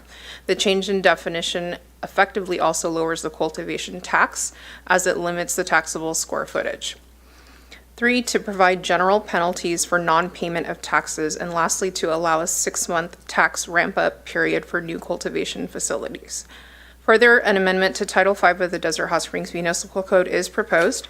Chapter 550 of the Desert Hot Springs Municipal Code provides the regulatory framework for the operation of cannabis facilities, including the security requirements of such facilities operating within the city. Section 5.50.070 currently requires security standards that are more stringent than required by the State of California Department of Cannabis Control as they relate to security guards. Section 5.50.70 is proposed to be amended to mirror the state law. That concludes my report, and I'm happy to answer any questions. Thank you very much. Before we go to questions, we're going to go to the public. Anyone wanting to speak on this item may come forth. You'll have your 3 minutes. Just state your name. Good evening, Mr. Mayor. Scott Russick. Good evening, City Council. Good evening, Team DHS. I have to say, I go to a lot of City Council meetings around the state. I love coming here. You guys are awesome, right? Everybody's so committed. It's really wonderful. With respect to tonight's resolution, or ordinance, whichever it is, one, really, on behalf of CV Can, Coachella Valley Cannabis Alliance Network, I wanted to come and say thanks. You guys and gals, have done a tremendous amount of work. You've talked to your constituents. You've balanced considerations of business owners, taxpayers, the budget, which is never-ending, Tropical Storm Hillary. There's been a lot going on. I've spent time with some of you. Look forward to spending time with more of you. There's a thought, and there are people in this room who think that competent business owners should be able to pay their tax. And generally speaking, that's true. And we're not talking about knuckleheads. We're not talking about, bad actors. We're talking about good, honest people who are trying to build business. Unfortunately, the cannabis industry in the United States of America is not treated like any other business in the United States of America. There is no crop in the United States that I'm aware of that bears a cultivation tax. The state's working on this. You guys have certainly been working on this. You did a temporary reduction, which is much appreciated. And this ordinance/resolution, however we come out, whether it's $5 or $7.50, obviously I'm in favor of the $5 square foot charge, shows me that you're recognizing the issue. You understand the needs of business owners and the struggles that we're facing as we try and go and make business and make a better community. So really, the reason I came down tonight from Joshua Tree was to say thank you. This ordinance, however it ends up, is going to make a tremendous difference to business owners. It's going to create more jobs. It's going to save jobs, most importantly. It will create more jobs, and it's a step in the right direction. In my mind, and I'll argue this until they put me in a box, the cultivation tax is an infamia. It's just wrong. However, we recognize your need to balance the budget and to create a safe and friendly community. And I really just wanted to say thanks. Without question, the cultivation tax needs to be lowered. But regardless of where we come out on the issue tonight, and we will be back, this is a big deal, and it really makes an impact. So on behalf of CV Can and myself and the cannabis community, I'd like to say thank you very much for all of your hard work and consideration. Thank you. Thank you very much. Anyone else like to speak on this item? I won't need the whole 3 minutes. I'd like to ask the voters how they feel about the city just reducing the tax rate for something like this. I mean, what the voters were asked to vote on allowing cannabis to be cultivated and grown in the city of Desert Hot Springs because it would create tax revenue, and we see it going down and down and down and down. Another point I'd like to make about the cannabis is that, and I'm for it, I don't care. If you want to smoke whatever you want to smoke, go at it. I have a problem with government intervening with it. The next one I would bring up is during the lockdowns, the pandemic and the scamdemic. But anyway, the whole thing gave people extra money. There were people getting extra money to spend however they want to spend it. And they found that a lot of people were buying pot with it. So something to think about is that when the money dried up, the people stopped spending it on pot. And what did the cannabis people do? They said, where'd our business go?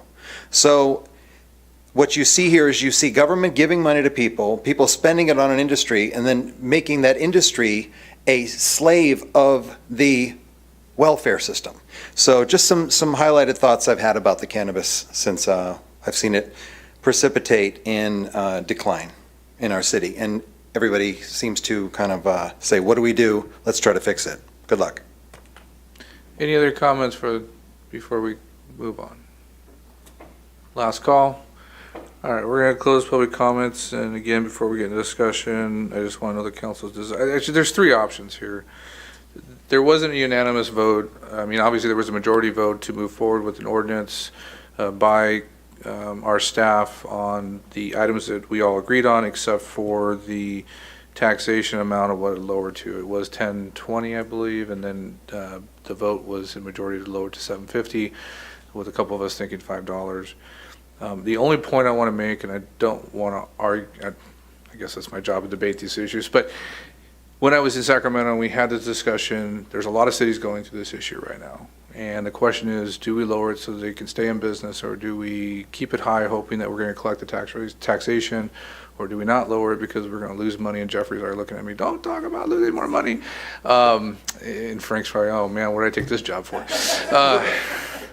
But joking aside, it's important that I think that we do have three options here. One, we can just move forward with the ordinance as a whole and see how it plays out, vote on it and move forward. Two, we can bifurcate the two issues and talk about all the other issues, vote on that, possibly be unanimous, and then vote on the other portion of it of lowering it to $750. Or we can continue the moratorium for a little bit more time to let the new city manager get his head wrapped around it and see how staff thinks about it, and I think it would be an important input in the future. Businesses are struggling. We are putting payment plans together. Last year we lost over $1 million, but we didn't collect $1 million. And as much as I disagree with Mr. Gibney on a lot of issues, he's not totally wrong on that. During the pandemic, there was a lot of people spending their money on ways to be able to get through the pandemic, and I do think a lot of it had to do with that industry, because it was possibly a relief, or it was medicine for them to be able to get through something like that. And we saw a decline when people went back to work. So there is a little bit of truth to that. So with all that said, I'll stop rambling. Just in your comments, I would like to know how you'd want to go forward before a motion's made, so we're all on the same page. Do I have anybody in the queue? Yeah, please use the queue if you can. Just try to press it once with your, I sat here and watched Gerald use it. It did work. I see everybody trying to get in. I'll start with, yeah, it's not showing up on my screen, Gerald. So they're all in, they're showing up on their screen, but it's not showing up on mine. His doesn't work, hers is working. So again, you know, we've got to get someone to find a resolution to this. We've spent too much money on it, and if they don't find a resolution, we need to know that I want to be reimbursed for all me having to do this with my neck. Ms. Pye, Gary was in first? Oh, he's in on hers for some reason, so. No, it's not showing on the show. Am I first? Yeah, go ahead. All right. You asked the question of how do you want to proceed. I'm fine with My queue worked now that I refreshed the screen, which is what Gerald told me to do at the beginning of the meeting, so don't call them yet. Oh, Mr. we all Gardner. need IT training. Mr. don't we? Gardner. So, getting back to your initial question of how you want to proceed, I'm fine with proceeding with the three, and then a separate one on the tax rate.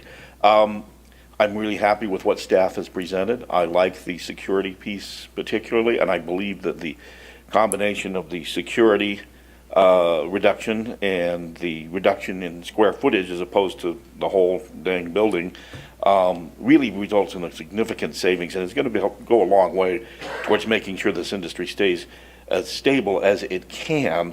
I personally want to stay at the $750 rate because I think that the combination of the security and the reduction in square footage kind of brings us almost close to what a $5 rate would be under the old scenario with security and with the increased security and the increased square footage. So from a dollar perspective, from both the cultivator and the city, we end up kind of at a wash, leaving it at $750 with those changes there.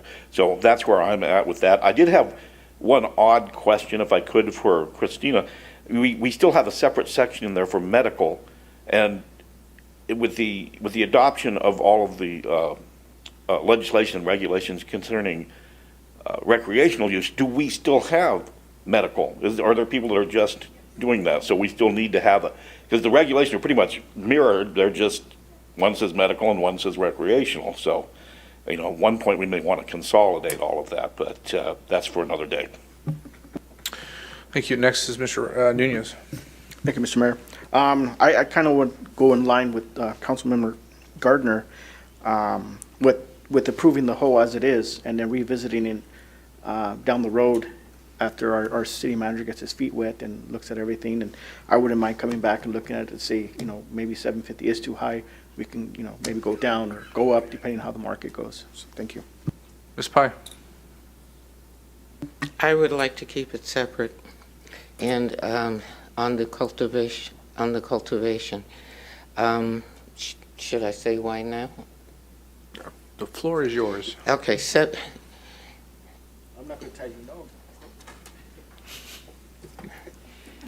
I want to stay at 10. And the reason being, okay, first of all, on the financial analysis, we're losing $1.7 million plus. But it's changed with the cultivation and how you do it, and you're not counting seeds that aren't being grown. So with that, that's already a reduction from the 10. Federal is talking about changing cannabis to a 3. Some of the reason I believe that we are in arrears is because people haven't really developed a business plan. And I don't know what's going to happen when we drop down to 3. State did not do what they were supposed to do with weed maps. They should have cut out all of the illegal. So there's more dichotomy to that. But I think it should stay where it is, see how it works with the revamp, and then go from there. So I would like to separate that, because I want to vote no, and everything else I'm fine. Thank you. Mr. Best, I don't have you in queue, but I'm assuming you tried, yeah. So I'm agree with separating the two issues. I think it's a good suggestion. Get us past the sticky wicket there, because I think we're all going to agree on the rest of it. I have some questions for staff. So we sit there and we're still requiring security at the storefront businesses, but on my staff report, the strike-through is, and 24 hours a day for all other types of cannabis facilities, as in that's being removed. So the state does not require security at the cultivation sites? That's correct. So the Okay, only requirement is for the storefront retail. So with this action, we're eliminating that requirement. Correct. Does the state still require it at dispensaries? Correct. Interesting. Well, I would be in favor of reducing that too. The other question I have is on the space utilized in connection with the cultivation going to the canopy area only. We've got a change that was put in here that said related to growth cycle of marijuana plant to include areas where live plants are present. And I'm imagining this scenario where somebody's got a few seedlings out in the hallway, live plant present. Staff goes in, finds out the hallway's being used for,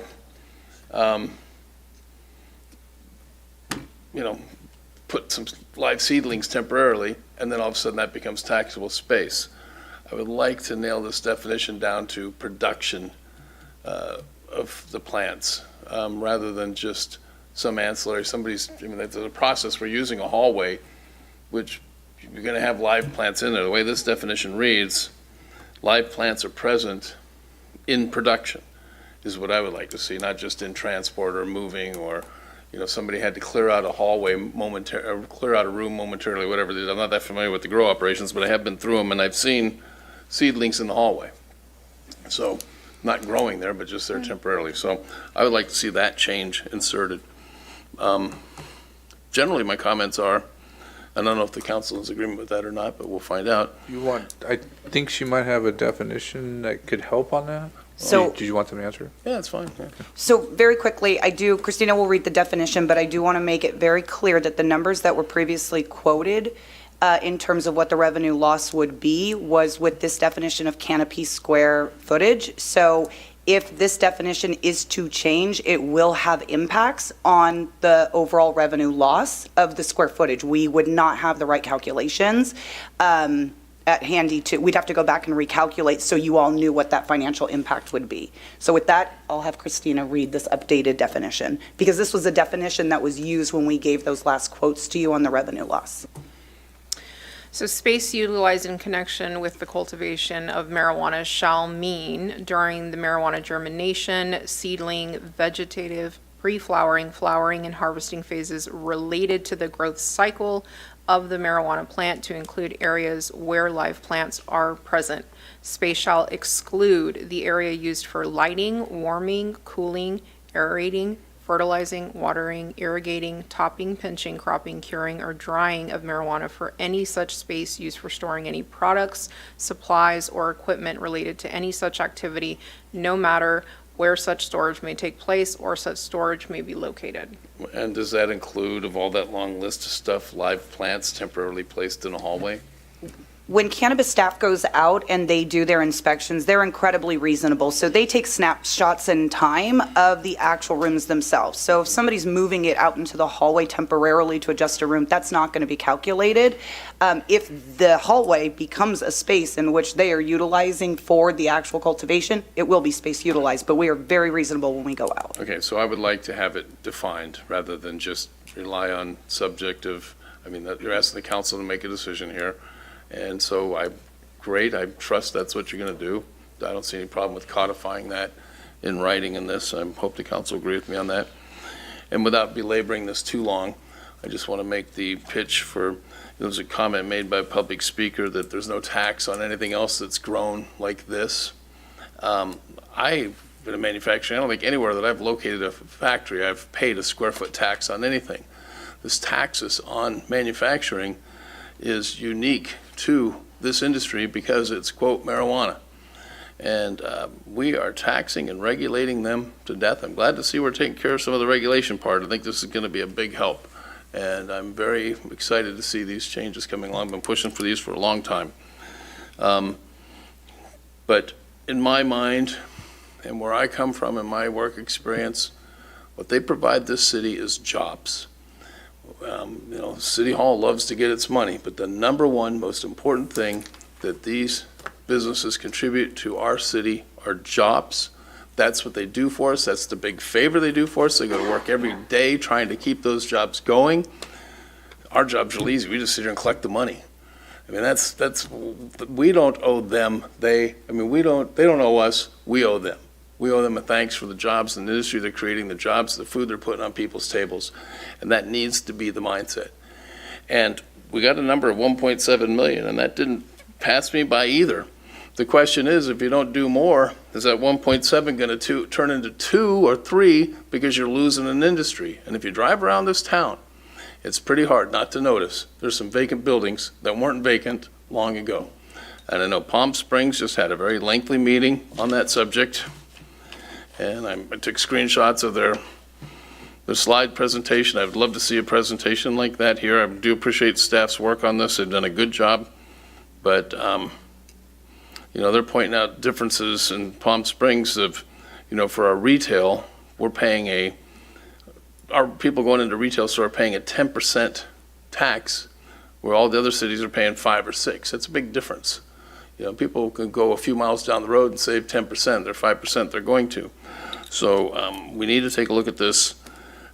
I can understand that you don't want to give up money, but you're going to end up giving it up by having an industry that's totally gone and vacated from the city. The goose that laid the golden egg is not laying a golden egg anymore, and we got to address that. So I guess I will tell you which way I stand when it comes to a vote on the number. But right now, if we're going to go to a vote on these changes that staff has outlined, I want to thank them for doing a great job on that. And I'm wholeheartedly in support of these changes in the regulation. It'll make them easier to operate. Thank you, Mr. Mayor. Thank you. And since we're in debate, I just, there's a couple things that needs to be said. I can't leave it just on that note. Being in Sacramento is very eye-opening to a lot of agencies and a lot of local jurisdictions that are having the same problems. What was really great about me being able to speak is I have staff put together a lot of information. So looking at the information, it is devastating that we are losing tax revenue over time, and it's not City Hall wants the money, it's the taxpayers voted for us to tax the industry at the time. And let's be honest, let's go back 7 years ago when we started talking about this. The industry just wanted to get in. They were like, just whatever you had to do, and we came up with what we thought was reasonable tax, and over time we've lowered it now close to 3 different times. So I think we're continuing to balance where we need to. We still have 6 operations that are in plans to finish development and be operational in 2024. We do have a long list of businesses that are struggling, and our staff is out working with them. I think there's 3 on that list that we probably won't ever collect from, possibly. But for the most part, everybody's trying, and I think that's where we're trying to get at today. And, you know, you got to balance that. And so what I'm trying to convince the council tonight is let's give a little more time on being able to get a snapshot to our new city manager, talk with our staff and understand it. It's, you know, put us on the right path for the future over the next 2, 3, 5 years to make sure that we don't lose a ton of this revenue. And I don't think tomorrow the industry is going to collapse, but over time, if we don't do things like this, it could.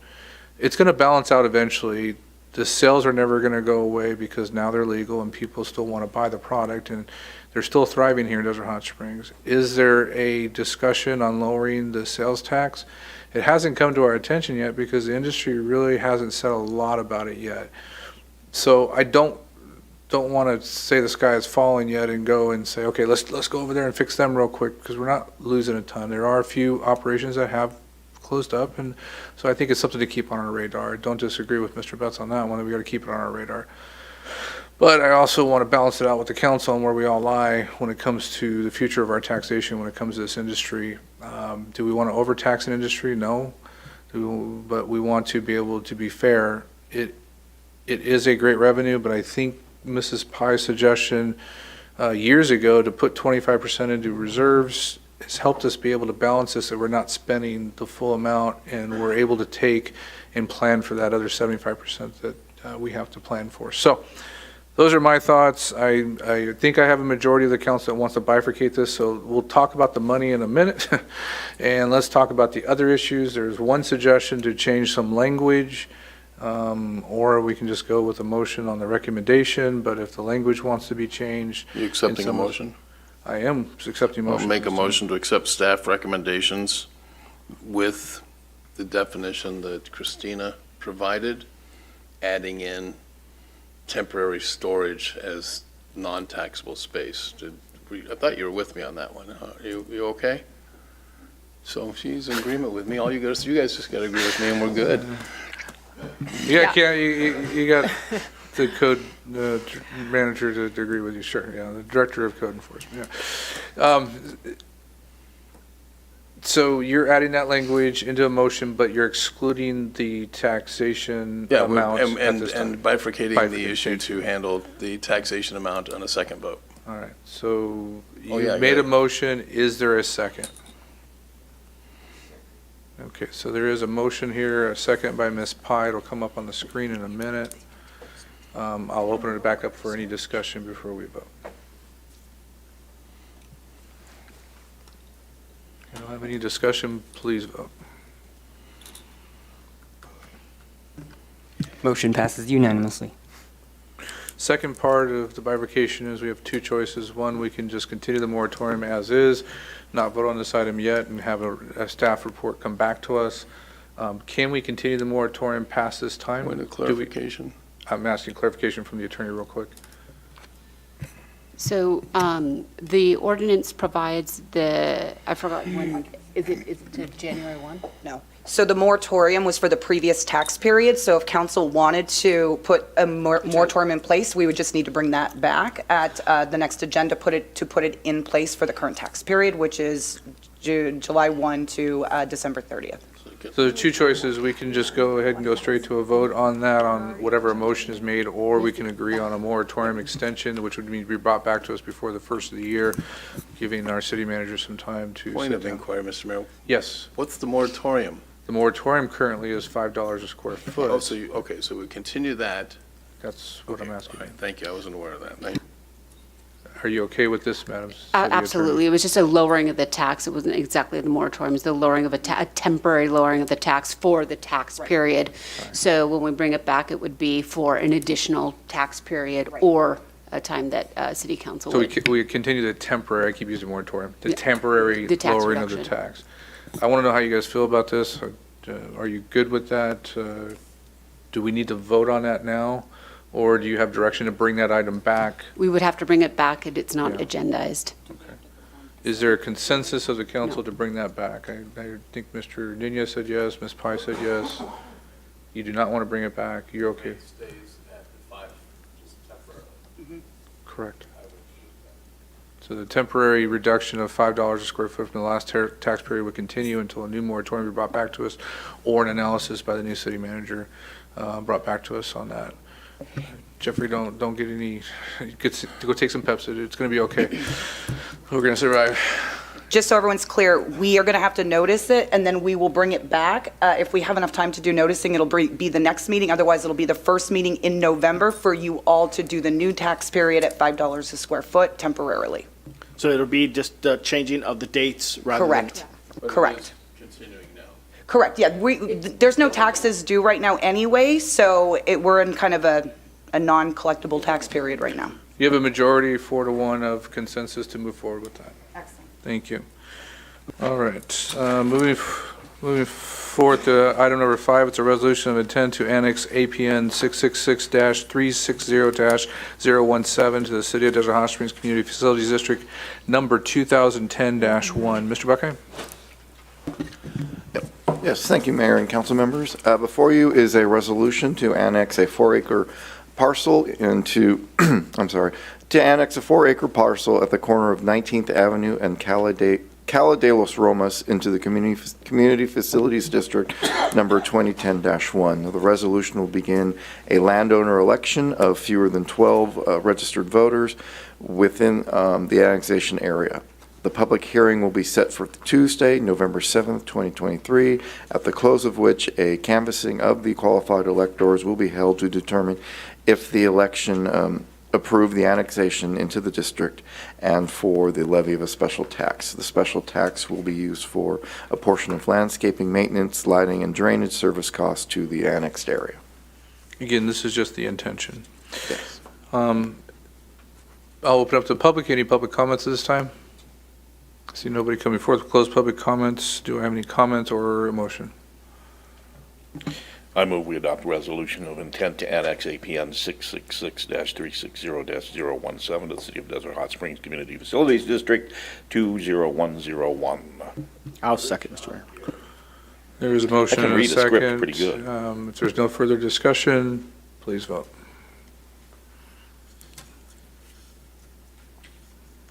Motion passes unanimously. Move to item number 6, the resolution of intent to create a special tax area zone for property APN 666-360-017 to the Desert Hot Springs Special Public Safety Tax Area. Mr. Buckheim?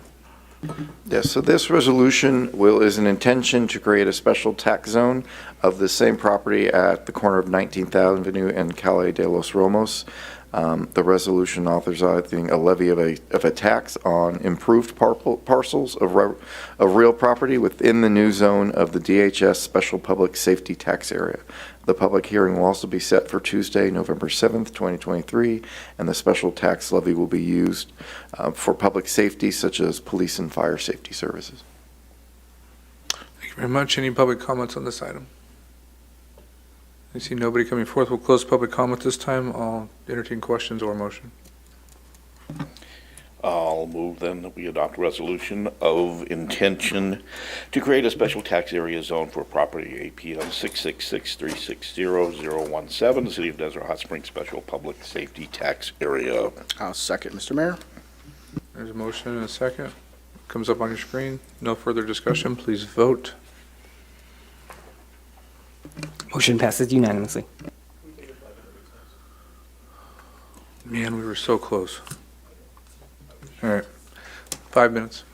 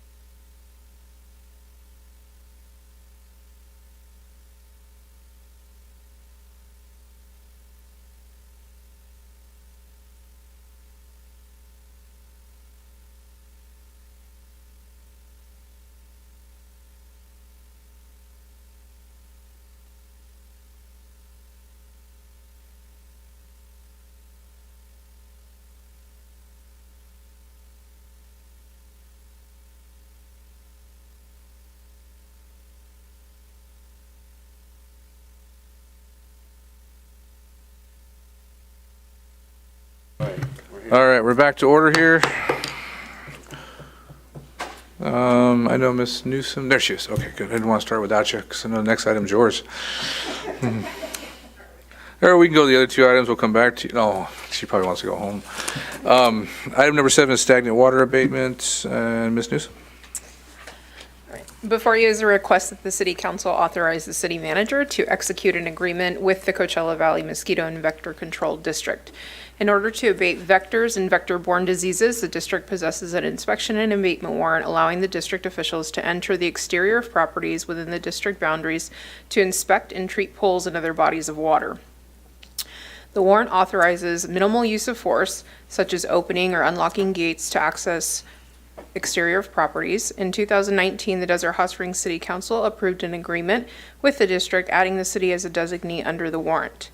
That warrant has since expired, and a new warrant was issued to replace it on January 23, 2023.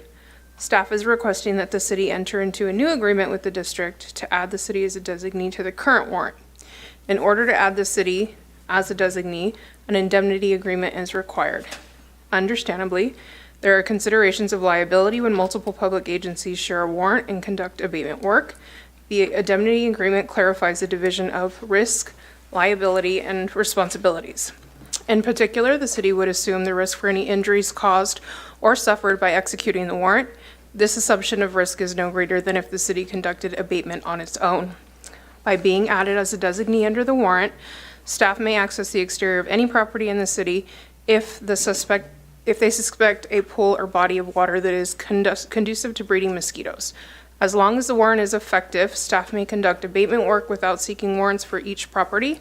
This will greatly decrease the time to treat pools and respond to the reports of vector activity within the city. I'm happy to answer any questions. Thank you very much. We'll do public comments at this time. Anyone like to speak on this item may come forth. You have 3 minutes. Just state your name, please.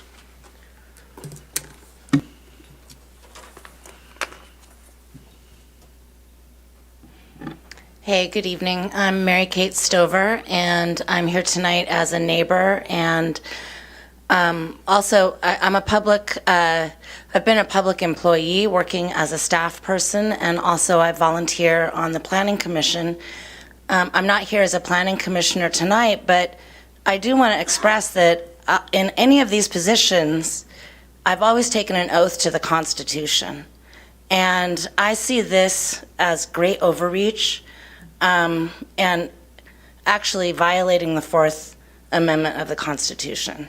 I think you're treading in dangerous area here, and I would encourage the council to vote against this resolution. Thank you. Thank you. Anyone else like to speak on this item?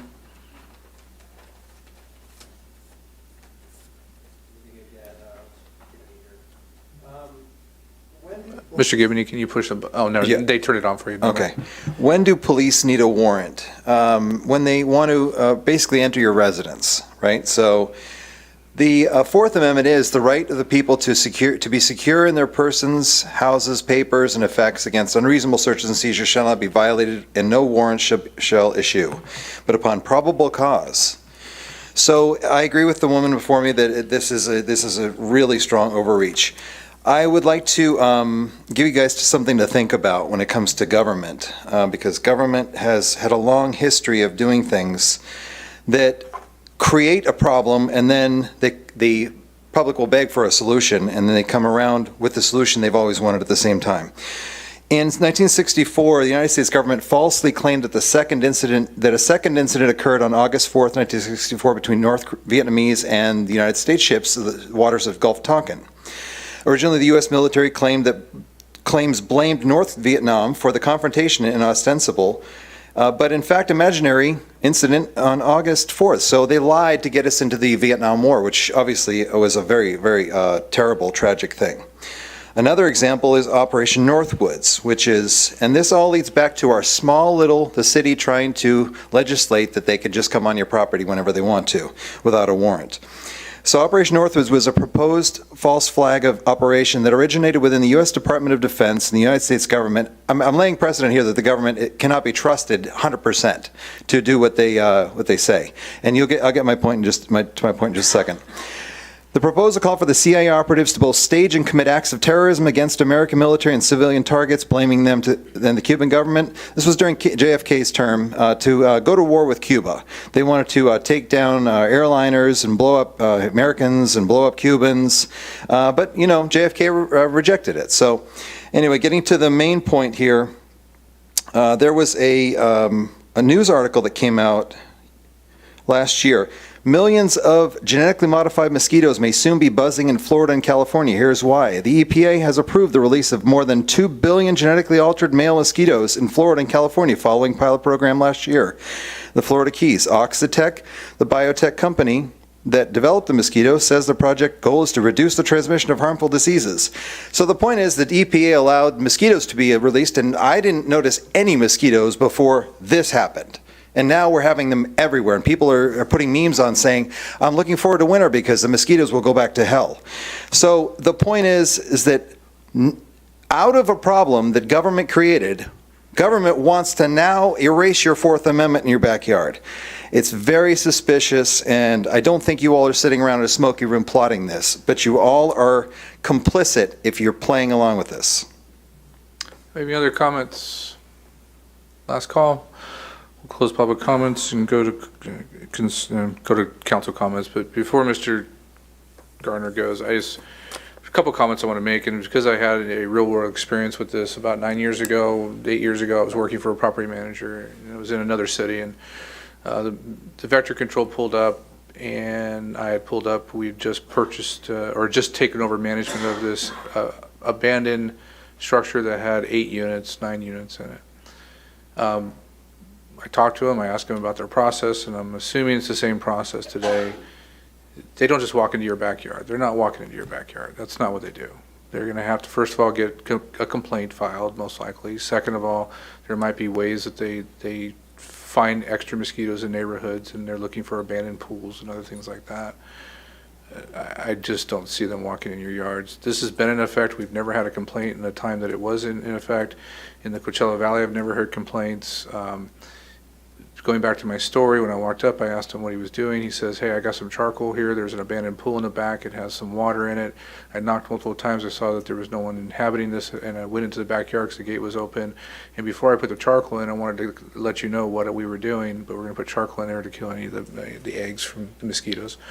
If we don't continue to eradicate, we have one incident right now of West Nile just outside our city limits. They're now spraying the city of Palm Springs and Rancho Mirage over the weekend because of these, whether they're genetically made or whether they're breeded because of the extra rains we've got or whatever the reasons are.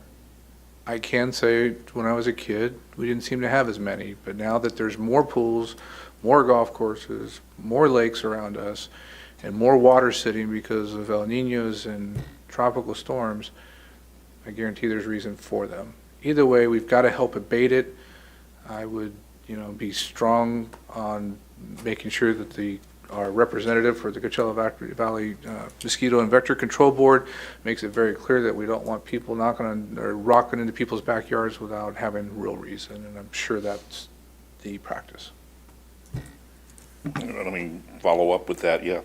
The practice of the district is to use all other avenues before resorting to the blanket warrant. The blanket warrant has been in effect for more than 15 to 20 years, and it just gets renewed by a judge every year, and every couple of years the city, at least 2 years ago, I think it was the first time that we roped the city into it, is to help because vector control is spread a little thin, and our own staff know the city better than vector control does, and they know where abandoned pools are, where derelict houses are, places where mosquitoes are breeding. Those are where we use those, because as well, when we're trying to abate things like homeless or other things, we have to go to the court and get a warrant, and that can take weeks and weeks and weeks. With a blanket warrant for mosquito abatement, we don't have to wait that long. We can get them treated. We don't get sick. We don't have West Nile virus mosquitoes out and about. So this is something that has been ongoing for some time.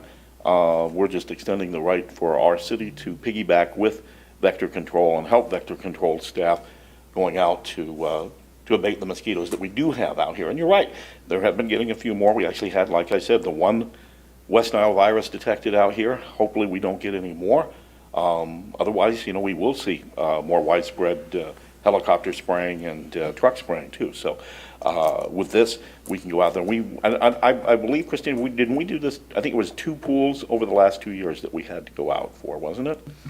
Yeah, this is a very rare occurrence, and we make every effort to actually contact the property owner, make contact. The district actually requires that, 1, we knock on doors, and 2, that we try to obtain consent before ever utilizing the warrant. So there's a process before ever using the warrant. We make every effort, and this is very typical only for abandoned vacant properties. Yeah. Mr. Nunez. Thank you, Mr. Mayor. I'm not going to entertain this. Can we move to authorize the city manager to execute the agreement, please? First of all, I do have a motion. Do I have a second? Second. All right. I have more comments. Mr. Betts? So I've got some serious concerns regarding the proposed action between the city and the Coachella Valley Mosquito Vector Control District, specifically in relation to the potential assignment of rights granted under the warrant to inspect and abate that was issued by Judge Harold Hopp on January 23rd. I read that order carefully, and it's evident that the language does not explicitly permit the Coachella Valley Mosquito Vector Control District to assign its duties under the warrant to other parties, including our city or any private contractors we might use to engage in this activity. The absence of such specification raises legal concerns, particularly considering the constitutional implications outlined in the Fourth Amendment to the U.S. Constitution. Now, I'm not going to go over the Fourth Amendment. Everybody ought to understand what that is. But the judge recognized in his order that there are certain conditions, and one of them was, he says, that if entry requires the destruction of any locks, the court will require separate warrants based on a more particularized showing of probable cause. Now, this warrant is between the Coachella Valley Mosquito Vector Control District is their agreement from the judge. The judge didn't say, by the way, go assign this to anybody else that you want to. He took particular care to say if a situation comes up where you want to go in, you need to come back to me. And what's required of Coachella Valley Mosquito Vector Control District is to post a notice saying that you're going to show up on the door some days ahead of time so that somebody isn't surprised in coming home. And all that is laid out in great detail. If the judge was asked, hi, is it okay if we assign this to other people? He may have said yes, he may have said no, but he didn't say anything on that subject. I'm saying that this agreement is not legal.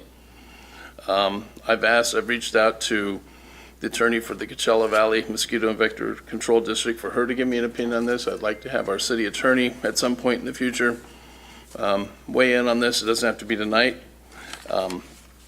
But the question here is, first off, you can't do this.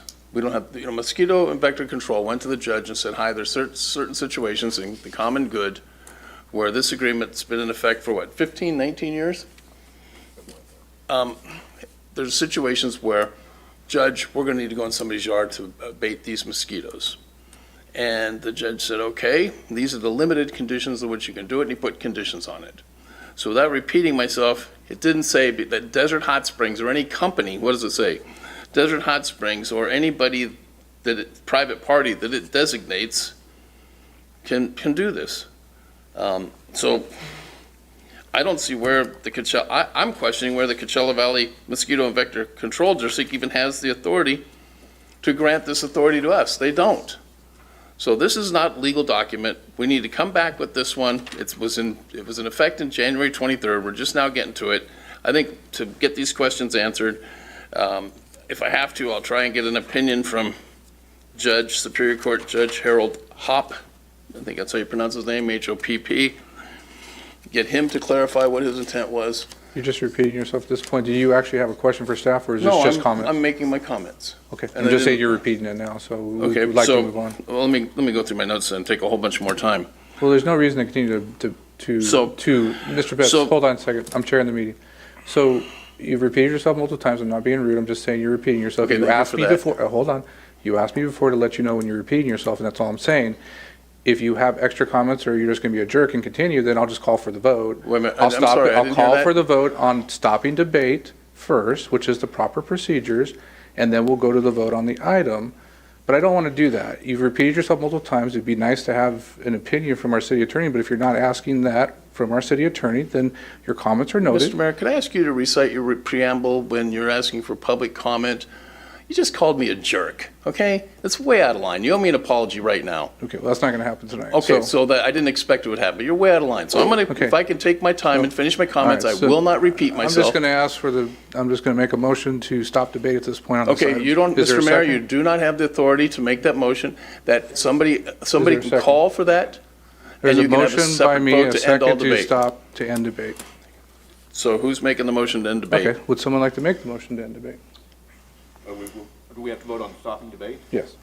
So don't you need to call for the vote for that? Well, he says I'm not allowed to make that. No, so- the procedure. I made the motion, I seconded it, so we need. He said I'm not allowed to make that motion. No, I didn't say, I said the procedure is, if somebody wants Mm-hmm. to end debate, it depends for one and for all. Nobody can make comment. You can't Correct. just end debate for one person. Correct, that's what I'm saying. So it's called the question. I would rather you just finish your comments, but I'm just Well, I saying was you're trying repeating to, but I get yourself. interrupted and called a jerk. Well, I'm saying that you're being a jerk to everybody here because you're not allowing them to answer your questions. You're repeating yourself over and over again. We're taking up too much time I here. didn't see you interrupt And anybody you else asked me in their personally- comments. You asked me personally. Look, you don't like about what I'm wasting saying, I time. disagree with you, so you're interrupting me. Excuse asked me. me for- We should not be arguing. Can we take an I'm 8-minute? not arguing, I'm trying to have my time. I'm asking you.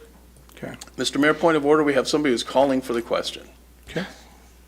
All right. then Now, we'll vote. now the call for the question requires a second. We've been through this before. Are you done? No, I'm waiting for you to You call the wanted question. You want to lead the meeting? I was going to let you call it. I was Well, looking I for the will if second. you You want want to leave me for the to. second? And you want to have a second on that? I'm taking a vote. I'm calling the question. Okay, so there's a motion, a second to call the question. So let's vote on that first. We're going to have to take this one down. Mr. Mayor, if we can do a roll call vote? Okay, we'll do a roll call. Councilmember Betts? No. Councilmember Gardner? Yes. Mayor Pro Tem Nunez? Yes. Councilmember Pai? Yes. And Mayor Manis? Yes. Motion passes. All right, so now we'll call for the question. It's been passed, so please vote. Motion passes with Councilmember Betts opposed. Thank you very much. Move on to item number 8, Transportation Unified Mitigation Fee, also known as TUMF, Inflation Adjustment for Calendar Year 2024. Mr. Travis Clark. Thank you, Mr. Mayor, Council. The TUMF is an impact fee that was established in 1989, charged on all new development occurring within the Coachella Valley region. Each year, the impact fee is adjusted based on a consumer price index, all urban consumers. This year, the inflation factor is 7.41 of the current assessment. The fee would go up in January 1st, 2024. TUMP fees are used to build capacity in the regional arterial road network. Some of the recent uses of the fees include the changeable message signs on Palm Drive in Indian Canyon, which Nick reported about earlier, and the 2019 ATP Safety Program projects Palm Drive to Mission Lakes. And I'm happy to answer any questions you have.